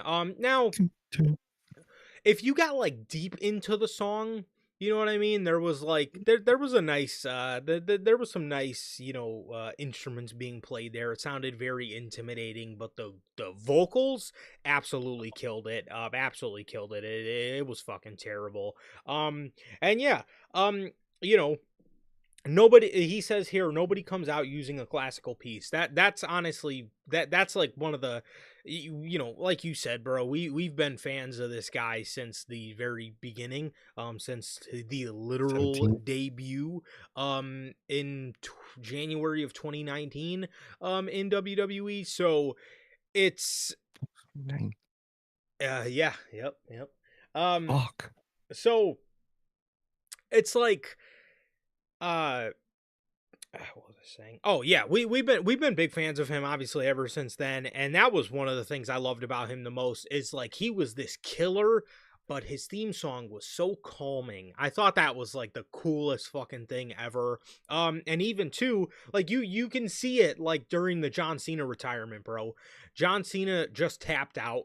He's sitting there he's sitting there, and his world is just crumbling around him, bro. And standing above him with Symphony Number 9 playing that calming ass song in this just wild moment. It's like it's such a dope vibe, bro. It's such a dope vibe. And yeah, nobody obviously really comes out to see something that sounds like that. So I think it's great. I think it was the right decision. If only they would have let him go back to Walter and chalk on a few more pounds, bro. Then then we really would have been back. But regardless, no, man, I think I think this was I think this was the right call. I think this was the right call. I think I think it was definitely long overdue to get rid of that Def Rebel piece of shit that he was coming out to. Like you said with that song, man, for me it wasn't even like the actual like instrumental part. It was always the lyric. If you took the lyrics completely out, I of course I would have obviously preferred Symphony Number 9, but I wouldn't dislike it Agreed. like I did his song because, Agreed. dude, that Ginthy, oh, That's the dude, killer. that was the killer for me. If you took the vocals out of it, I would have just been like, all right, it's Def Rebel, but there's no lyrics, so I'm fine. It's the lyrics that killed it for me, man. That shit was so corny. It was unreal. It was. Yeah. Same thing for me, man. Again, if you listen to that shit as an instrumental, it's not that bad. Again, it's still Def Rebel, but yeah, those lyrics completely murder the track for me, bro. Completely. Same. Um Speaking of Gunther, we got his boy, his day one, It's day one. This truly is day one, bro. Ludwig Kaiser. Marcel Barthel. Well, Ludwig Kaiser was arrested earlier this month following an alleged altercation at his apartment complex in Orlando involving resident Richard Reep. The original police report claimed Reep confronted Kaiser after he and a woman were allegedly acting in an uncontrollably intimate manner inside of an elevator, with Reep stating he simply told them to please have some manners before the situation escalated. However, another report contradicted several details from the police version of the events, including claims that Reep allegedly threatened to call ICE on Kaiser's girlfriend, Andrea Bizzarte, and insulted her. Before the altercation, another discrepancy involved the woman's identity, with the police reported describing her as a white female, while reporting identified her as Bizzarte, who is Mexican. Now, another update has emerged since the situation. According to Fightful Select, several sources with WWE believe the story about Kaiser defending himself and Bizzarte from the ICE-related comments may have been planted internally. The report states that an unfamiliar phone number contacted multiple members of the wrestling media with the story rather than Kaiser Bazarte or somebody officially connected to WWE handling the situation directly. Also, several people backstage in WWE believe Kaiser should have just removed himself from the situation. This is completely contradictory to what we heard last week, because last week we heard that people were supporting him. I mean, I guess I can get why people would say, like, oh, that's gotta be planted, because, like, especially with him being, like, a luchador, it really is something that sounds, like, so unbelievable. It does sound so made up, but, like, I don't know, I believe him. Again, Ludwig Kaiser, we've never heard about this dude being a hothead or about him crashing out. Like, you would have had to do something really bogus to get him to fucking punch you. And again, I could see why people say, oh, that sounds made up, because it does sound made up. But at the end of the day, again, when have we ever heard about this dude being like some fucking crash out, bro? So it's like, I don't believe Kaiser to be some type of, hothead, or that he, snapped on this dude and just punched him for no reason. I don't believe that at all. Again, the story does sound so unbelievable, because, like, him defending his girl from these ice comments has even more made him a fucking hero in Mexico. So it sounds like so outlandish to be true, but I actually do believe it, man. I mean, again, we've never heard of this dude being any type of crash out or anything like that. So it probably would have taken somebody like him, a comment like that, to get him to snap and punch somebody. Which, again, to the dude that said it to him, talk shit. It's kind of what you get, bruh. Exactly. Yeah, that one part of it where it's like, oh, you probably should have just walked. Nah, bruh. No. Nah, you can't walk away from shit like that. You gotta let them motherfuckers know that shit ain't cool. And the only way that type of people know, you gotta sock them in the fucking face, dude. So I believe it, especially because, like, if you look at like the whole court situation, they're allowing him to travel outside of the U.S. They're allowing him to work outside of the U.S. and move around. I feel like if the dude side of the story is true, like they probably wouldn't allow him to do any of that stuff, and he'd Yeah. probably be in more trouble. Seemingly, everything's fine. I don't think it's planted, and especially because like they're like, oh, it wasn't like Ludwig or his girl or WWE that contacted you. Yeah, why would they contact you to tell you this shit? It's not your business. The only way you guys know anything is from some word of mouth third party shit. So of course you wouldn't fucking be told by them yourselves. Like, what? Yeah. I definitely 100%. believe the Kaiser side of the story, and just be the evidence with just the whole court situation, man. He was able to be bailed out. He's able to work anywhere. He's able to travel. By Gunther, he was literally bailed out by Gunther. Fucking hilarious. Imagine Gunther just pulling up to the jailhouse to get his boy out. Demon time, bro. Two demons right there, man. And I definitely don't believe that this story is a plant, man. I really don't.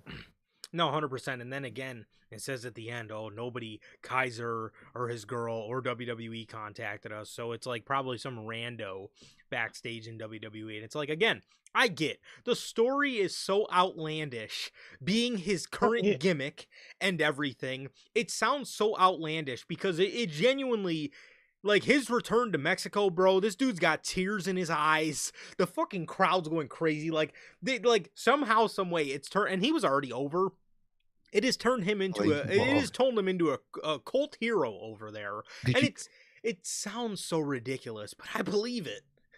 Did you see like I don't know if it's like his new, I don't think it's a catchphrase, but did you see like his like quote about like the fucking El Grande character? It's something like a luchador is born wherever they want, or something like that. It's fucking hilarious, bro. I was like, oh my, bro, they fucking love that man over there, man. He's a demon. He could be born, a real luchador can be born wherever they want, man. So I definitely overall believe the Ludwig side of the story. Agreed. Definitely agreed.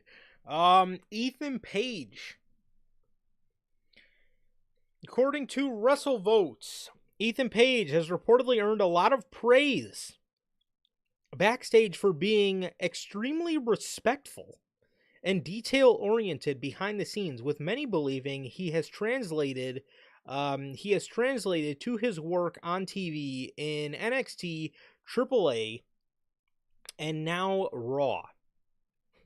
Well, I would fucking hope so. First, they went from not wanting to call this guy up, now they're shocked because he's extremely respectful. What did you guys think he was going to be, a fucking piece of shit back there? You just think he was going to be Malachi Black? That's how he was for AEW too, bro. He was actually one of those cases where I put that more on AEW and I put Yes. Page. Page was one of those guys that would do anything for the company he's working in.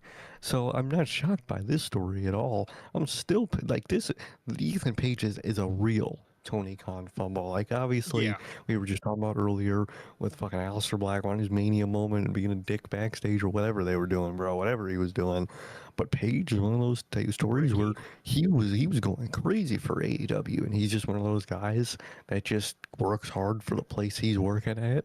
And I think WWE just finally caught on, which I think is good.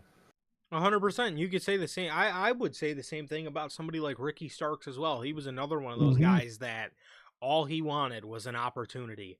He wanted an opportunity to get over. He just wanted to be put in shit that mattered. And Tony fumbled with him. And same thing with Ethan Page here, bro. It's like all this guy wanted to do was work for AEW. All he wanted to do was do the best he could. I remember he had a promo battle versus MJF on Collision all those years ago, and I was like, oh my god, this guy's like he genuinely stood toe to toe with MJF on the mic, which is not an easy task. So it's like stuff like that. It really puts it into perspective. Like, hey, like you should probably be doing something with this guy, man. And they never ended up doing anything with him, and obviously things went, down the gutter. But at the end of the day, man, I'm glad WWE's taking a liking to him because, again, remember, he was one of these guys that they were saying, they didn't even know if they wanted to call him up.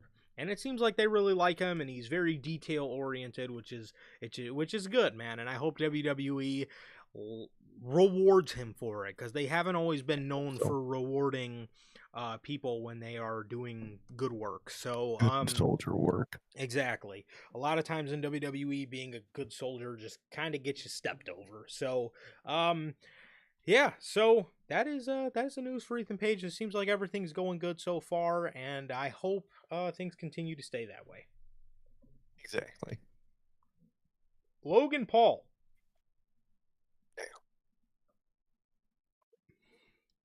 According to Logan Paul on a recent vlog, he confirms he has been told he will be out of action for 6 months, but he is hoping to recover in a couple of weeks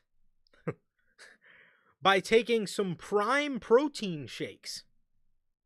Okay, never mind. He's just doing his fucking ad reads. Come on, man.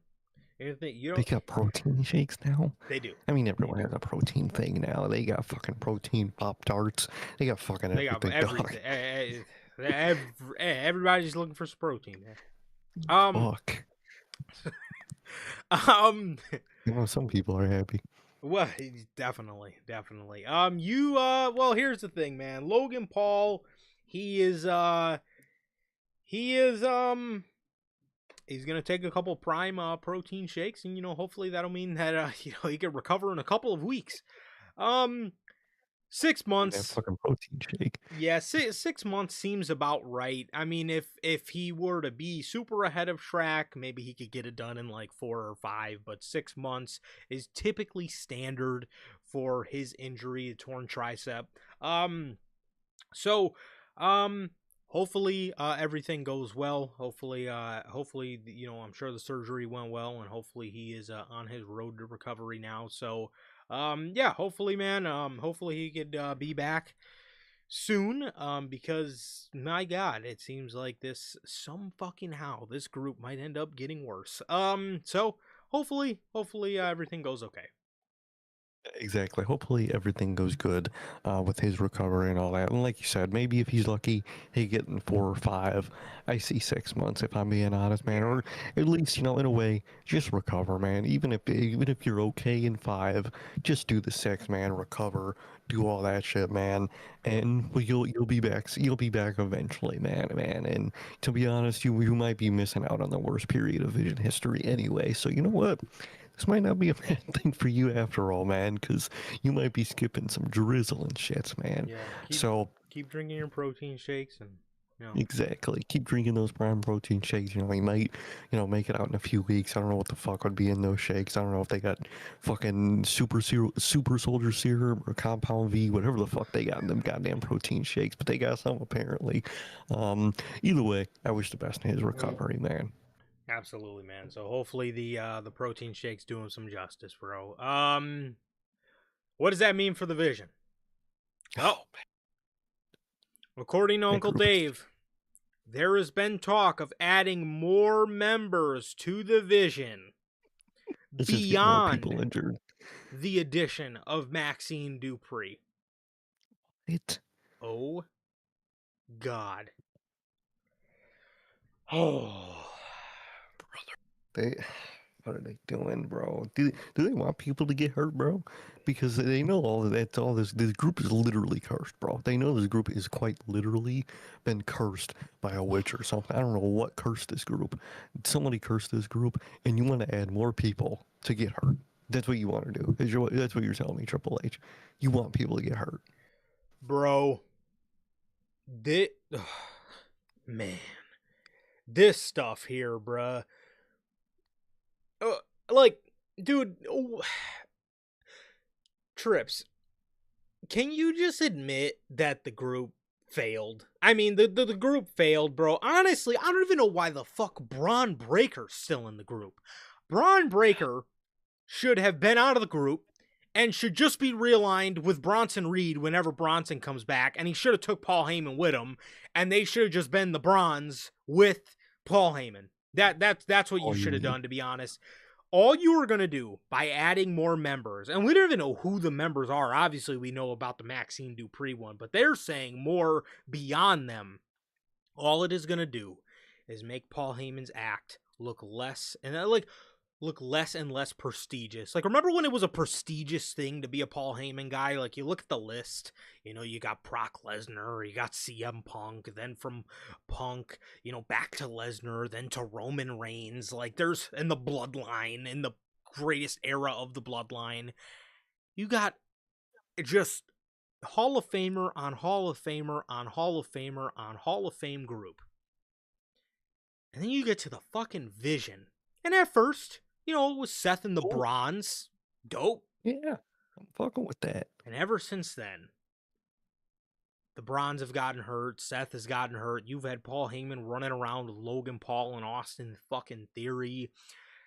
And all that does is add to the list of bad names that Paul Heyman has been with. Like Big Show. Like Rybaxel. Like Cesaro. And it wasn't even Cesaro's fault, but they just booked it horribly. He's unfortunately in that. If only he got the demon Claudio, Bro. the dictator. What the like, dude, when are you gonna just admit defeat and disband this piece of trash fucking group, bro? For the love of God. Literally, bro, you got a stab wound and you're trying to put a fucking band-aid on it, bro. You're not helping. Why are you wanting to add more people? Maxine herself, horrible member, horrible addition, and you want to add more people after that? Who on God's green earth on that fucking show Monday Night Raw are you gonna subject to be in the Vision? Who? You're telling me you're gonna put fucking what? LA Knight in the fucking group or some shit? I wouldn't be shocked if you're that fucking stupid. What are y'all doing, bro? What are y'all doing? This is horrible. That group sucks. They make Heyman look horrible. Theory in that role sucks. Maxine's about to make it even worse, and you got to get the Bronze out of there, man. When Reed comes back, those two, hell, with Heyman or not, have to dip that fucking group. Either leave Heyman in the fucking dust, or if that's all it takes, leave Heyman in the dust and let him deal with that problem, bro. Because I need those two out that fucking group yesterday, dude. Yeah. Group sucks. This might be the worst turnaround for a faction that I've literally ever seen in my life, Yeah. and they're only gonna make it worse over time, man. Because they're gonna keep putting band-aids on this fucking stab wound that is division. So Dave says on Raw they said that Paul Heyman had put the vision and not the individual members of the team in all contracts related to the title. So Theory and Braun Breaker are the only members of the team right now not injured. Although I do expect them to add members besides Maxine Dupree. There has been talk of that even before the injury. Before the injury, they are going to be tag team champions for now. The main event with Paul Heyman and Theory beating the Street Profits was a very strong match. Now you wonder to yourself, well, who else are they going to add? And then I remembered, Sergey, do you remember from a couple months ago that random fucking story of Paul Heyman being a huge fan of Montez Ford? I wouldn't be shocked if they split the fucking tag team and Tez goes over there and joins Tez the in Theory. because they could there could be a tease what they did on Monday when Tez was like, "Hey, I'd never turn on my brother," and I was wouldn't just be gonna mention shocked, that. dude. All I wouldn't be. they've been playing up to is how Tez is better than Seth because he's his brother's keeper and he would never do what Seth did to his brother. And now Dawkins is out. So maybe they Yep. don't do like a turn on Dawkins per se, but while Dawkins is storyline injured, depending on how long they keep him out, Montez Ford gets tired of working with Seth and goes with the Vision, but he does it behind Dawkins' back. Which then, what the hell? Like, are we going to get us Rollins and Angelo Dawkins pairing? Like, what the fuck is that? So you're telling me the team we're gonna get against the Vision is Seth, Dawkins, and Henry? Are you kidding me? Oh That gotta my be the God. worst group of baby faces I've ever seen in my fucking life, dude. What the fuck is that? No matter what, dude, they're fucking themselves over. And we're not even advocates for like canning stuff or not. Just can the group, bro. Yeah. This group, you've stretched it too thin. It just doesn't work. They went from the Seth Riders to the Don Callis family to the fucking Paul Heyman family. It sucks, dude. It sucks. Just end it, bro. Please. Absolutely terrible, bro. And yes, I remember. I'm reading the story, and I'm like, I do remember that. and I'm like, who could they possibly add? And then I thought to myself, oh my God, they are They're gonna gonna add Tez. Montez Ford to the Vision. Which I'm sorry. I Ooh, know a lot of people want to see Tez as a singles. They ain't gonna do not shit gonna with him, work. bro. They ain't They're gonna do not shit gonna with work. him. WWE's not gonna make it work out. I really don't even think it would have worked out anyway, man. He's not a great promo. No. Dawkins is the promo, and I like Dawkins in the ring too. The Pete Dawkins, they don't give that man enough credit in that fucking tag team. Yeah. I don't think they'll realize how much he needs him. Yeah, I mean, don't get me wrong. Like, if you want to go, if you want to talk about, if you want to, match the Street Profits up, yes, Montez is the better in-ring He's performer, the better, yeah. but, people, I feel like people talk about Dawkins like he's, some slouch in Some the ring. schmuck. Like, he's Yeah. not as bad as people talk him up to be, because it's not even that they talk him up to be bad, but they talk Montez to be so much better than him. And it's especially when it comes to a promo, oh, I'm sorry, all Tez does is fucking scream like he's the Ultimate Warrior, and it's kind of fucking annoying. Dawkins is the way better promo. Way better. Way Now, fucking better. if you wanted to add the Street Profits to the Vision, I would like that better than adding I would. Montez by himself, just to maybe give the Street Profits some edge. But if you do that, you got to get them to commit this time, because there's been way too many times where they've been going for a fresh new look on their characters, and then they just revert back to same old lame ass Street Profits, bro. Yep, exactly, man. And that's my fear.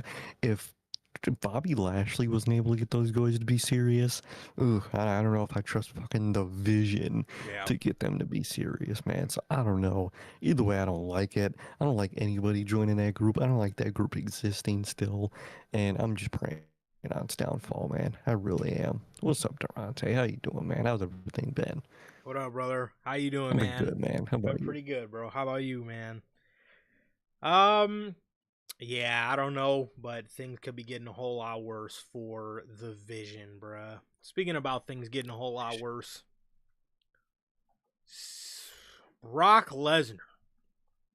Oh,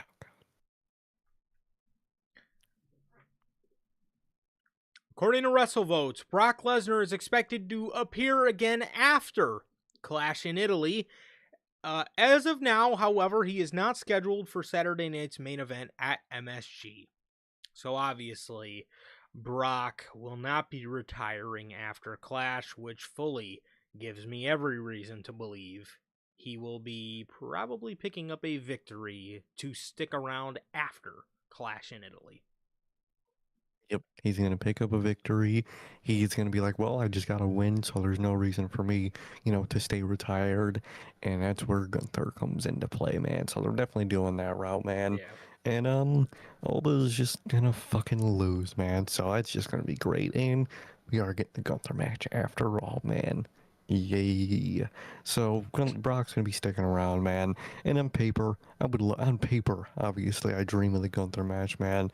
But just the scenario they built for themselves, I just would have preferred if Mania was it, and that was it, man. But Triple H, TKO, these guys. They gotta keep that train moving, and it's gonna keep moving till Minnesota, man. So that's just how it is. Indeed. Well, from trains moving to trains stopping, CM Punk. CM Punk. According to False Finish, sources say that CM Punk is currently awaiting creative to return to WWE TV. Punk's schedule and creative were shifted after WWE made the decision to move Gunther to SmackDown while bringing Jacob Fatu to Raw to feud with Roman Reigns. Thus, they have no creative plans for CM Punk. Okay. All right, let's take a timeout. Insane sentence.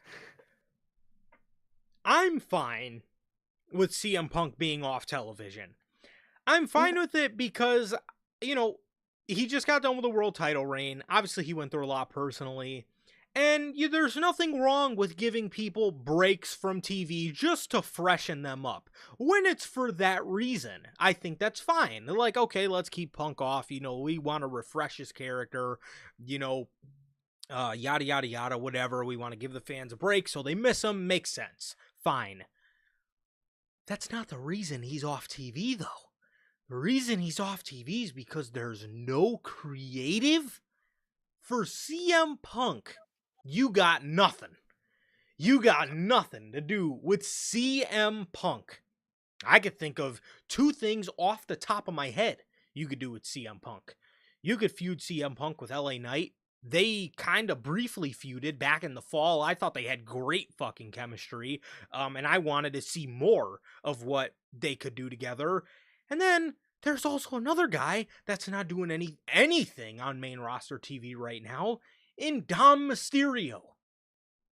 Don't you think with Finn being outnumbered by the Judgment Day by Dom and JD, don't you think you can have the guy that was trying to make Finn realize that he was Finn Balor could maybe help him against, and then we could get like a little Dom and Punk feud, which we know that they've kind of hinted at it a couple points throughout the year, and we know both of them want it. We could get some Punk and JD matches in there.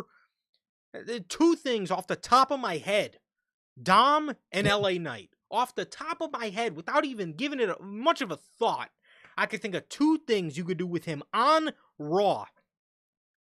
Yep, exactly. Easy things to think of him to do, man. And you can't think of anything to do with CM Punk. Like you said, dude, if it's for the reason of take a little break, we'll come back, we got something for you after. All right, I'm cool with that. Hell, especially with Punk, I'm down for that right now. He was getting a little repetitive, so I'm cool with that. But the reason being you have nothing for CM Punk, nothing for CM Punk. You got the most random shit going on television. You got the Vision adding Maxine Dupree on Raw. You can't find time to put fucking CM Punk on television. You got LA Knight just talking to the Usos every week about nothing essentially. You like, what are you doing, man? What are you doing, Doug? Get CM Punk, put him back on Raw. Like you said, feud with LA Knight or Dom for the time being, and then when you want to move on to SmackDown, boom. After one of those said feuds or even both, you can move to fucking SmackDown. I don't get the struggle to find something to do with CM Punk, man. They make no sense. They're so creatively inept. They can't find anything for CM Punk. Speaking of Dom, dude, did you see Dom was talking shit about his booking? Oh, that's next. Don't you worry. That is next. Okay, that is that little asterisk. Okay, but okay, we'll get to that in a second. But like, man, the fact that you have nothing for CM Punk is beyond wild to me, man. Beyond wild. Bro, and speaking of Dom did an interview, and when I read this, dog, you can't tell me he didn't sprinkle a bunch of truths in here. A Now I'm sure lot of truth. everybody's gonna like to say, "Oh, he's in character." No, he's not. Ugh, no, he's not. No, he's fucking not. Get out of here. He did a interview with Essie, and Dominic Mysterio stated he feels WWE has no idea what to do with him. He says, "I don't think they know what to do with me. I'm too cool. They have lightning in a bottle. They have no idea what to do with it, so they're just letting it sit. I'm like you, brother, I'm just waiting. I could have all the storylines, but like I said, they don't know what to do with me. I'm too good. I'm lightning in a bottle, and they're holding me back. I don't know what they're waiting for. Like I said, I've beaten John Cena, AJ Styles, Rey Mysterio, Damian Priest. I don't know what they're waiting for. I'm 29 years old. The kid is young. We've got all these old fossils in there working. I don't know what they're waiting for." You mean to tell me there's not a little bit of creative frustration there? Oh, there's a ton in there, man. Like, holy, Listen to the man. like, people are talking about, oh, that's in character. An in character thing for Dom to say would be like that he should be fucking double world champ and Triple A Yes. champ at the same time. That's character shit. That ain't character shit, bro. That's dead ass, completely real frustration that he should feel because all that is true. They have lightning in a bottle and they never know what the fuck to do with it, bro. They do it every time, and Dom is the current victim of that shit. Dominic Mysterio, and this is what pisses me off with guys like Braun Breaker too. Do you understand? Braun Breaker kicked the world heavyweight champion out of his group at the time. He kicked the world champion out. That championship then got vacated. The championship Braun was carrying around for a little bit. Still has never seen it. Dope ass He's never- image. He's never seen the world championship. He's never seen the world championship. He had a match, he lost. And Dom Mysterio defeated John Cena in his last PLE match, bro. Defeated AJ Styles in his last SummerSlam. And you have nothing to do. You have nothing for Dominic Mysterio to do. One of the young, bright guys, but you got, and I love him, you got stuff for Roman Reigns to do. You got stuff for Seth to do. You got stuff for Cody to do. You got stuff for Gunther to do.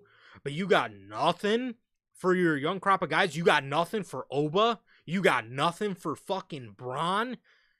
You got nothing for Dom.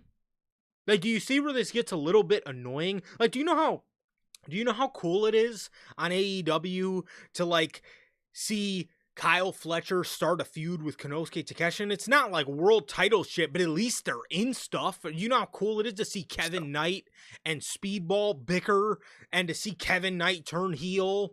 Like, and you look at AEW's young, once a young crop of guys that are now main eventers. We said in the beginning of AEW, in 5 years, that guy MJF's going to be main eventing. And what happened in 5 years? In 5 years, he had already been the main event for 2 years. He's a champ 3 times over, dude. Look at Darby. He's a champ. Fucking all their guys champs multiple times, man. Multiple big stories, big character changes, big character evolutions, man. Look at Hangman. He was the original main character, and he still is, because his character just gets to evolve so much and gets to change. With WWE, you're gonna get the same catchphrase and same character for the rest of that guy's fucking life, man. And you don't think that? Mm-hmm. I was gonna say, I didn't even know Dom was 29, and that's not old or anything, but like, WWE loves to tout, oh, we got this young guy, we got these young guys that are like early 20s. How are you gonna tout about this shit, but you don't do none with them in their 20s? You don't do none with them until they're in their 30s. Like, what are you waiting for? Randy Orton was the youngest world champ ever, bro, and you could do that. Yes. You could do that with a guy like Javon. You could do, you can do that. You could break these records. You could have new people, and you're choosing not to, man. Because you're using the same selection of guys over and over. And their characters might change a little bit, but at the end of the day, they're all essentially the same thing. Roman, they don't really evolve his character like they should. It's still good, but he's still just essentially a lesser version of he was fucking 2 years ago. Seth Rollins, yeah, he's probably the most changed, actually, shockingly enough. He actually at least tries to evolve his fucking character. Cody is the exact same thing he was 2-3 years ago. Hasn't changed a lick of nothing. To a T. Gunther, you don't need to change much, but you should. Still, I mean, he feels better that he's got his old stuff back, but it's still Gunther. Drew's exactly the same thing. Though he's just a whiner that loses all the fucking time, man. CM Punk has degraded, at least character-wise for me over the past year. What are you doing, bro? And it's the same circle of people over and over and over again. Like you said, bro, Braun Breaker kicked out the world champion out of his own faction, and he didn't go on to win. And he stole the title. He was walking around on some live event that they did, and they done snapped a picture. That shit was trending, bro. People loved that image. People like, dude, look at that image. That's a world champion. That's what I want. Never fucking did it, dude. Never did it. Everyone's saying, oh, I want Oba to be world champion this year, man. That's the best course of action. They're not fucking doing that, dude. They're probably about to give us the most generic fucking thing for Roman to do at SummerSlam and call it a day. Or he's just going to retain. Come on, bro. They don't actually capitalize young talent. And Dom, dude. Dom, come on, bro. How do you not capitalize on him? It absolutely makes no sense to me whatsoever, man. And that's the thing, too. We just heard Swerve Strickland talking about it when he was talking about Obafemi. And he was talking about guys like Braun and guys like Javon. And he said it perfectly, man. And I'm going to continue to use this as an example. You'll never know if these guys can, sell if you don't sell them. Okay? If you don't sell them to us in the main event scene, they're never going to sell because you're not selling them to us. And how are you going to know if they work if you don't put them there? And me, obviously, you guys know over the past couple months, I've been talking about basketball with you guys heavy. Let's use basketball as an example. Look at how much people are buying in and loving the OKC Thunder versus the San Antonio Spurs. And none of these teams 5 years ago were contenders. None of these teams were contenders 5 years ago. These teams were teams that were Again, just Or not even in the fucking playoffs. These are two young teams, and guess what? These are two young teams going at it, and people are buying into it. Don't you think if the Western Conference Finals, or don't you think if the NBA Finals was Cavs and Warriors in 2026, people would be like, bro, I'm so fucking tired of these same unk ass teams in the finals. Yes, that would be the consensus around the NBA right now. But that's not what it is. We got two young teams going head to head, and people are fucking buying into it. Why don't you apply that logic to your own shit? Give us like Oba and Braun. You teased Jacob and Braun before. This is what people want to see. People want to see new young guys going at it, dude. People don't want to see the same shit. Dom's 29 years old. WWE loves to tout, oh, we got these guys in their early 20s. I don't know what the fuck you're bragging for. You don't use them until they're fucking 38 years old anyway. yeah, you don't. And then like you look at like the you gotta sell him. Look at Kyle Fletcher, bro. He is one. I didn't think you could be sold as a singles Yes. guy. I was like, oh, what the fuck? And look at what they did. They proved me wrong, and I'm buying all the stocks. He's one of the people I care about most in that company at this point. It's just that simple. You have to try to sell the character, man. You have to try to sell the person. In WWE, they just don't try at all. They just don't try in the slightest. And that's a wonderful example. I would have never bought into Kyle Fletcher if Tony never sold Kyle Fletcher as a singles to me as a viewer of the show, because I always just was under the assumption, oh, Kyle Fletcher and Mark Davis, he's just a tag team guy. But it took Tony Khan selling Kyle Fletcher, hey, look at this singles guy we want to push, for me to go, huh, this guy's actually not so fucking bad. In fact, he's actually really good. And now look look at Kyle Fletcher. He's one of my favorites on AEW television. Come on, bro. It's not hard. It's not fucking hard to understand, bro. And Triple H should know better, because for him to be in the business, I guarantee you, bro, if he was in WWE from the age of what was Dom, maybe 23, 24 when he came into the company. If he was 23 years old, sitting here today at almost 30, and all he's ever won was a IC title, 2 IC titles, and never done shit in the world title scene, he would have been pissed. He would have been fucking pissed. Furious. Mm-hmm. Exactly. Because, like, you don't do stuff like that. You fucking pull the trigger and you try shit, dude. Ridiculous. WWE. Well, piggybacking off these guys wanting to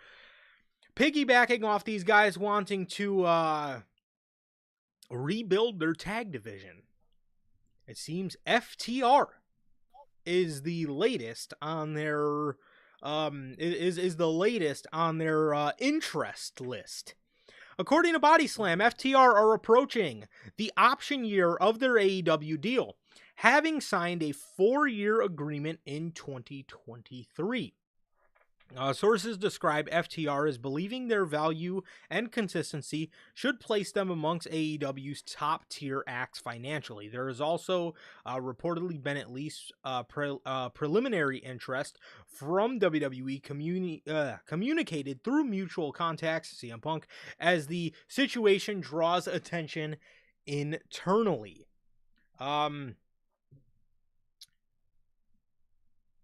They further elaborated on. Okay, never mind. That just says the exact same thing. Yes, they believe they should be paid amongst the top acts in AEW.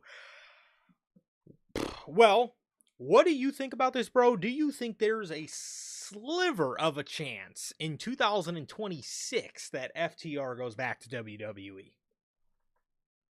would say no, but I mean, there is always a chance, to be honest. Maybe they're going to be intimidated by the AEW scene coming in. Maybe, maybe stuff like that. I don't think so, but it's not impossible that they go back. But I'm a betting man. I don't think they will. I think they'll want to take the opportunity to bet and face these tag teams coming in this even crazier built AEW tag division. And like, why would you even go back to WWE when you're essentially going to be the only tag team for fucking 2-3 years until they let you go, and you're just gonna instantly probably win the tag title and do nothing afterwards? There is nothing, almost nothing that WWE can do to, I feel, to incite a tag team to sign with them, let alone ones like FTR. Whatever they're asking, WWE ain't paying that. Tony Khan will pay it, but WWE ain't paying that. And then you're just gonna just be the only tag team of value, and that's about it. Really, again, is it possible? Yeah. I don't think it's gonna happen, man. I don't think it's gonna happen. I don't think WWE really has any leverage to get them, not financially, not creatively, not division wise, damn near nothing. I mean, they have Punk, you do see him FTR again, well, fucking whoop-de-doo. But other than that, I think they would want to be in AEW and prove themselves, make the money that they're not going to make under TKO. And I think they want to, face guys like the New Day again. I think they want to face MCMG. I think they want to keep facing the division that they're involved in. I don't see them leaving. Again, is it impossible? No, it's possible. I don't see them leaving. I see them staying with AEW. Yeah, I honestly completely agree, man. I think if WWE ever had the best chance at signing them, it would have been in 2023. They were hot in Mm-hmm. 2023. It looked like there was going to be change in WWE in 2023. I think that there was ever a chance for FTR to really go back over there, I think that I think it was then. FTR don't strike me at all as the kind of guys to be like intimidated by like a division or anything. I think in fact they love it.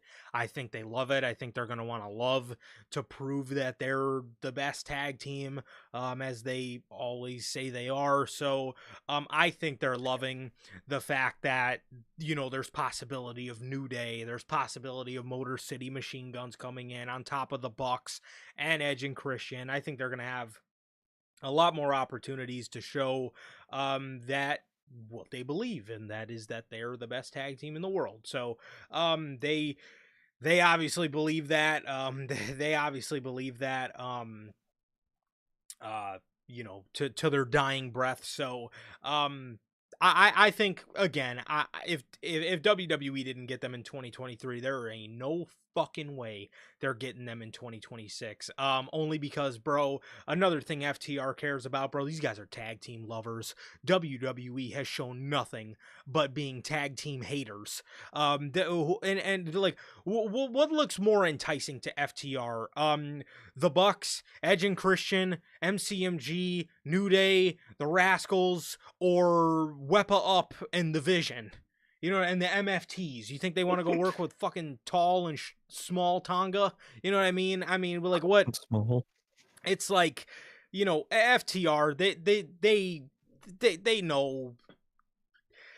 They know damn well WWE does not give a fuck about tag teams, and the only reason they would want FTR back is just to simply take them away from AEW and rebuild this tag division that is nothing but a fantasy, if you ask me. It's never going to happen, because Triple H, even ever since that report has came out, he's shown nothing still but that he doesn't care about tag teams. Yeah, literally, no tag teams have been formed, none have debuted. It's just the same old tag teams, Just man. And talk. they're probably telling Leon Slater, "Hey, man, want to help us rebuild our tag division, man? Don't you want that?" What do you think? He might be fucking saying no to their asses, dude.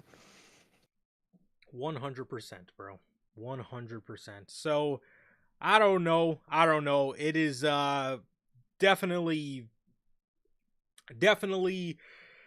definitely something that I think is, if anything, going to push FTR away from WWE rather than luring them to the company too. And then two, also, think so. you sign a big money deal just for what? In a year, they're gonna say, "Hey, we gotta take 50 of it." And come on, bro. Yep. You can't trust them. You can't. They completely kill any trust financially or creatively you could have. Yes. So that is all the news we have here today for you guys, man. And that is, like I said, going to do it for all the WWE news, all the AEW news, all the outside of WWE news today. And now for our Clash in Italy predictions, man. Starting off, apparently, I'm assuming this is going to be the opener. The first two matches we're going to go over here are the free matches that you can watch on ESPN for free. For the World Championship, we have Cody Rhodes versus Gunther. I just have Oh a man, feeling. it's a difficult one. Yeah, I just have a feeling in 2 days the Cody Rhodes hatred is going to grow even larger. I think Cody. Mm-hmm. Oh yeah, Cody's got this in the bag, man. Unfortunately, I mean, Gunther's probably gonna be pissed. Go on to want Brock to prove himself and all that stuff, man. And at the end of the day, bro, it's just gonna be a Cody win, man. And I'm just dreading. I already know what's gonna happen. I'm just dreading to see like the finish and the pin. It's gonna be like a two crossroads, and then oh man, I'm dreading it. Me too, bro. The next one we have is for the WWE Women's Championship, Rhea Ripley versus Jade Cargill. I am gonna say Rhea Ripley. I'm predicting Rhea only because the Be Fabulous group, they won at Saturday night's main event last weekend. So I'll go ahead and say Rhea. I'm gonna go ahead and say Rhea too. I just don't see Jade winning it back right now. Maybe when Bianca and or Naomi is close to coming back, maybe. But other than that, I think it's a pretty easy Rhea retain. For sure. Next up, for the Women's Intercontinental Championship, we have Becky Lynch versus Sol Ruka. I actually have a feeling they will put the championship on Sol Ruka here. Uh, I am a little fearful for the botches recently. I don't know if they're gonna put those on her because I wouldn't be True. shocked. That's a very WWE thing to do. But overall, I don't see anything that Becky can do after this, if I'm being honest. So I am gonna say Sol, but I wouldn't be shocked if she doesn't win, and that if her WWE would be the reason. Yeah, and I think Becky's been a great, women's IC champion, but dude, it's time You don't to want to back this thing overdo up, it. bro. Exactly. And they're definitely on that overlap for Overdo it. sure. Yeah. Oh yeah. So, that's that. And oh god. Here it goes. Moving on, we have Oba versus Lesnar 2. Well, God. I have Bro, no hope, man. I have I no don't either. hope for anything. I don't either. It's gonna be an Oba loss, man. It's gonna be an Oba loss. Hopefully, they're gonna be able to recover Oba after this, man. But it's just gonna be an Oba loss, man. Brock's gonna win this. Probably celebrate, like I said earlier, thinking like, oh, okay, I beat him. I don't gotta, stay retired or whatever. And that's where Gunther's gonna come into play, man. Come on. Yes. I'm honestly thinking the same thing, dude. Which I'm gonna tell you right now on the Clash in Italy review, that is gonna piss me off. That's absolutely gonna piss me off because there's no way you done brought this dude through the whole Mania season and booked him as good as you did building into WrestleMania. This dude, Triple H said it himself, the words came out of his mouth himself. He was the talk of the fucking town. And this is what you do with the talk of the town. This is what you're gonna do with the Talk of the Town. You have nothing but an open challenge and then a Brock rematch. That's all you fucking got. I think Opa's gonna lose, and it is going to piss me off. What he does afterwards, I don't know, but I feel like something just tells me by the end of the year we're gonna be talking about how WWE dropped the ball hard with Obafemi. And God, I hope I'm wrong, but just what I'm feeling. It's what I'm feeling too, man. I have no faith. And the main event, Tribal Combat for the World Heavyweight Championship. We got Roman Reigns. We got Jacob Fatu for the right to be called Tribal Chief and the right to be called World Heavyweight Champion. Who you got, bro? I think it's pretty obvious Roman win, man. I know he won't technically have the title till he shows up to the show. That's I know right. that's how Roman works, man. But overall, I think he's gonna, be champion. He'll leave it with the arena, man. He'll leave it with WWE. But I think it's gonna be a pretty obvious Roman retain, man. I would dream of Fatu winning this to shake up shit. They don't do that. They don't think about that in the slightest, nothing like that. It's going to be a Roman win, and I think the story afterwards is going to be cool. Fatu adjusting to the bloodline, kind of, regretting the idea that it was a win-win situation. But like, you could do something crazy, man. But they're not. It's going to be a Roman retain, man. I definitely think so. Again, if WWE wanted to be cool about it, they could definitely have, Jacob win the match, or, do something that, they don't typically do. But is WWE going to do that? Absolutely not. But however, I am excited to see how we move forward with Jacob Fatu now having to take orders and be in the bloodline with the Usos and with Roman. And I definitely think it's going to lead to Jacob Fatu slowly but surely becoming cool with the Usos before they eventually take out Roman Reigns. I hope that's where it goes at least. But yeah, I think this is I think this is definitely going to be a Roman win. And that is everything for Clash in Italy, man. Those are your predictions. Again, we will be live. The show comes on at 1 p.m. Central Time. So what I'm assuming is going to happen is the show's going to be done about 3:30 or 4 o'clock. So we should be on around 4 or 4:30 Central Time with the review. Yeah, that is going to do it, man. That is going to do it. That is everything we got here today for you guys, man, for the Clash predictions and the news. Thank you guys, everybody who came out and joined us for episode 320 of the news and predictions, man. OG, Durante, Logan, the stats, and Jeff. Thank you guys so very much for joining us, and it has been always a pleasure for my Johnny.